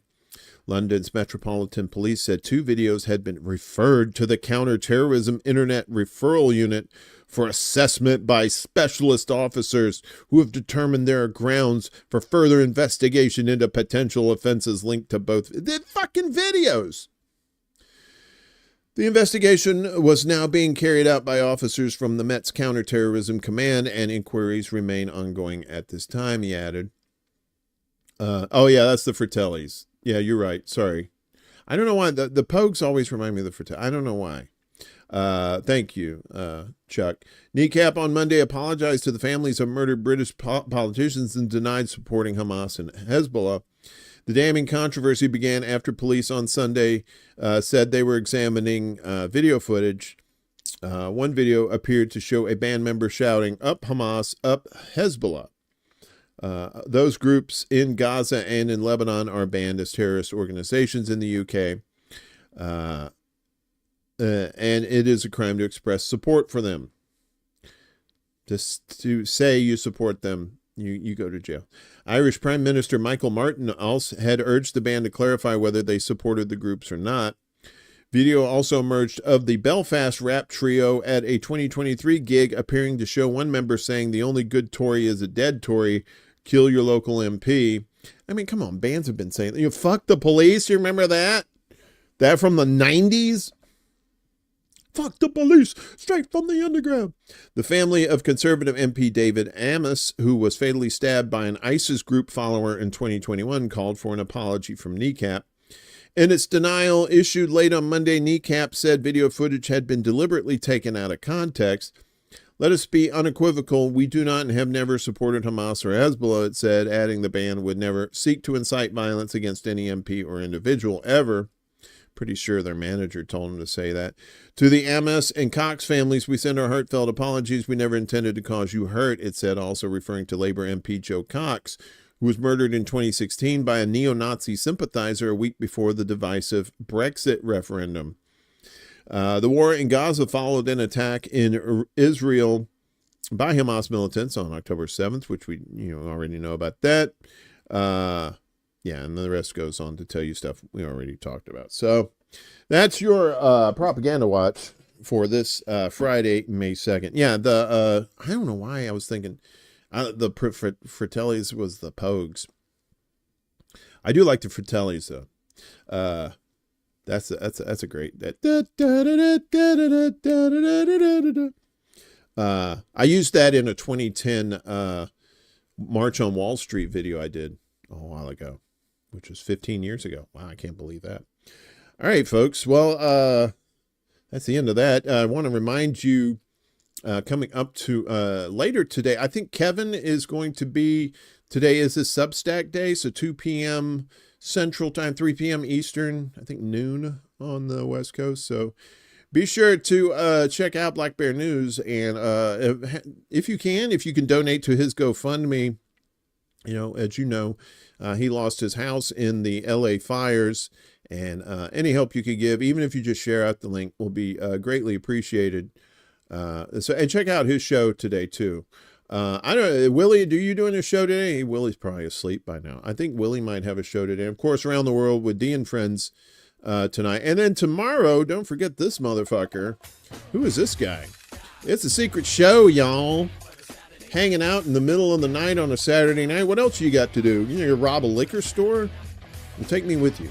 I need a good adventure. So that's tomorrow night, midnight Eastern, 9 p.m. Pacific time. On YouTube, Rockfin Rumble, and the Facebook, the Book of Face.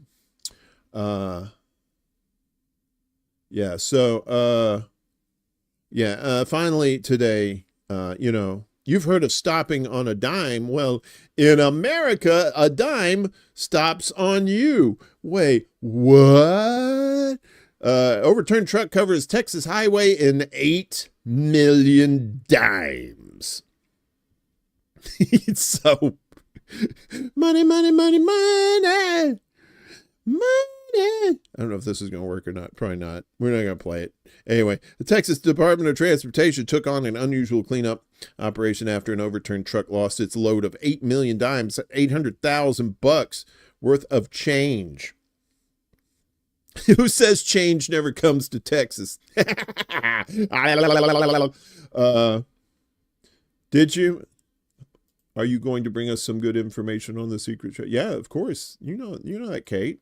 We always got some fun history stuff. So the Texas Department of Public Safety said the 18-wheeler rolled onto its side in the southbound lanes of US 81 and 287 near the Farm Road 1655 exit in Alvarado. The department said the truck had gone off the road and the driver overcorrected, causing the vehicle to overturn. The driver and a passenger were taken to a hospital with minor injuries. The Alford Fire Department confirmed the truck lost its load, giggity, of about 8 million freshly minted dimes. The highway was closed for several hours while DOT crews cleaned up the loose change. And let's see. Well, tonight, cleanup is underway after millions of dimes were scattered across US 81, 287 in Alvord. This is a strange one. Look at that. A semi carrying loose change tipped over early this morning. Crews are still working on this mess. WFAA's Adriana De Alba is live on the scene with what went wrong. Adriana, what do you know? Hey, Teresa, well, first off, can we talk about how bizarre this is? I mean, we're Sorry. It is bizarre. talking millions of dimes, $800,000 worth to be exact. And I'm going to show you what's going on because they are actually handpicking this off the floor. It's lasted hours, just this massive cleanup effort. You can see and probably hear the vacuums that have been going for hours and hours as they work to clean up this big mess. But let's tell you what happened because DPS tells me an 18-wheeler was headed southbound this morning at about 5:30. This was on Highway 287. Well, it veered off the road. The driver auto-corrected and lost what's its that entire hand? load. Doing it by hand? So that semi, it was hauling, like I said, millions of freshly minted dimes, $800,000 worth. And now this is still underway, trying to get it all cleaned up. So what has happened now is that the highway has been shut down for hours. We are getting close to rush hour. Traffic is backing up. Drivers are now having... Yeah, you get the gist. But the authorities said that don't worry, the money, the funds available to pay the workers for cleanup will not come on the dime of taxpayers. Anyway, yeah, dimes, $800,000 worth of dimes, right? So 10, so yeah, so 8 million dimes. You know, there's people out there with metal detectors and shit too now, just going going after them dimes. Anyway, thought you might like that. Cap off the end of the show with all the bad news and shitty news that we had for you today. If you have dimes and you want to donate them to this show, you can do so. You'll see the crawl down here has all our donation links also down below in the description. If you want to become a member of Patreon, you can do that too for as little as $1 a month.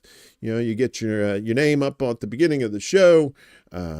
Everybody knows what a wonderful human being that you are. So, like I said, we'll be back tomorrow night, midnight Eastern, for the Secret Show. And this show will be back next Tuesday at 11 a.m. Eastern, 10 a.m. Central, 9 a.m. Mountain, and 8 a.m. Pacific time on YouTube, Rockfin, Rumble, and on the Book of Faces. I appreciate all the support. I appreciate you guys coming in, using your critical thinking skills, and because that's what I do. I read the news. I'm not going to sit here and just try and give you my opinions on every last one of these things. You have brains in your head. You have critical thinking skills. A lot of times you're not asked to use them. On this show, we just read you the shit and you use your critical thinking skills. Otherwise, if you're just here to hang out, I guess that's cool too. So I love you all. Y'all have a great weekend. Come see us tomorrow night for the Secret Show. More silly stuff, more dumb shit. You know how we do it. Take care of yourselves. Make sure you're not being bullshitted by people. Don't take people at face value anymore. It's not really worth it. You might get, taken advantage of, and we don't want to see that. So, we'll see you next time. Peace. This is City Alpha 5! Woo!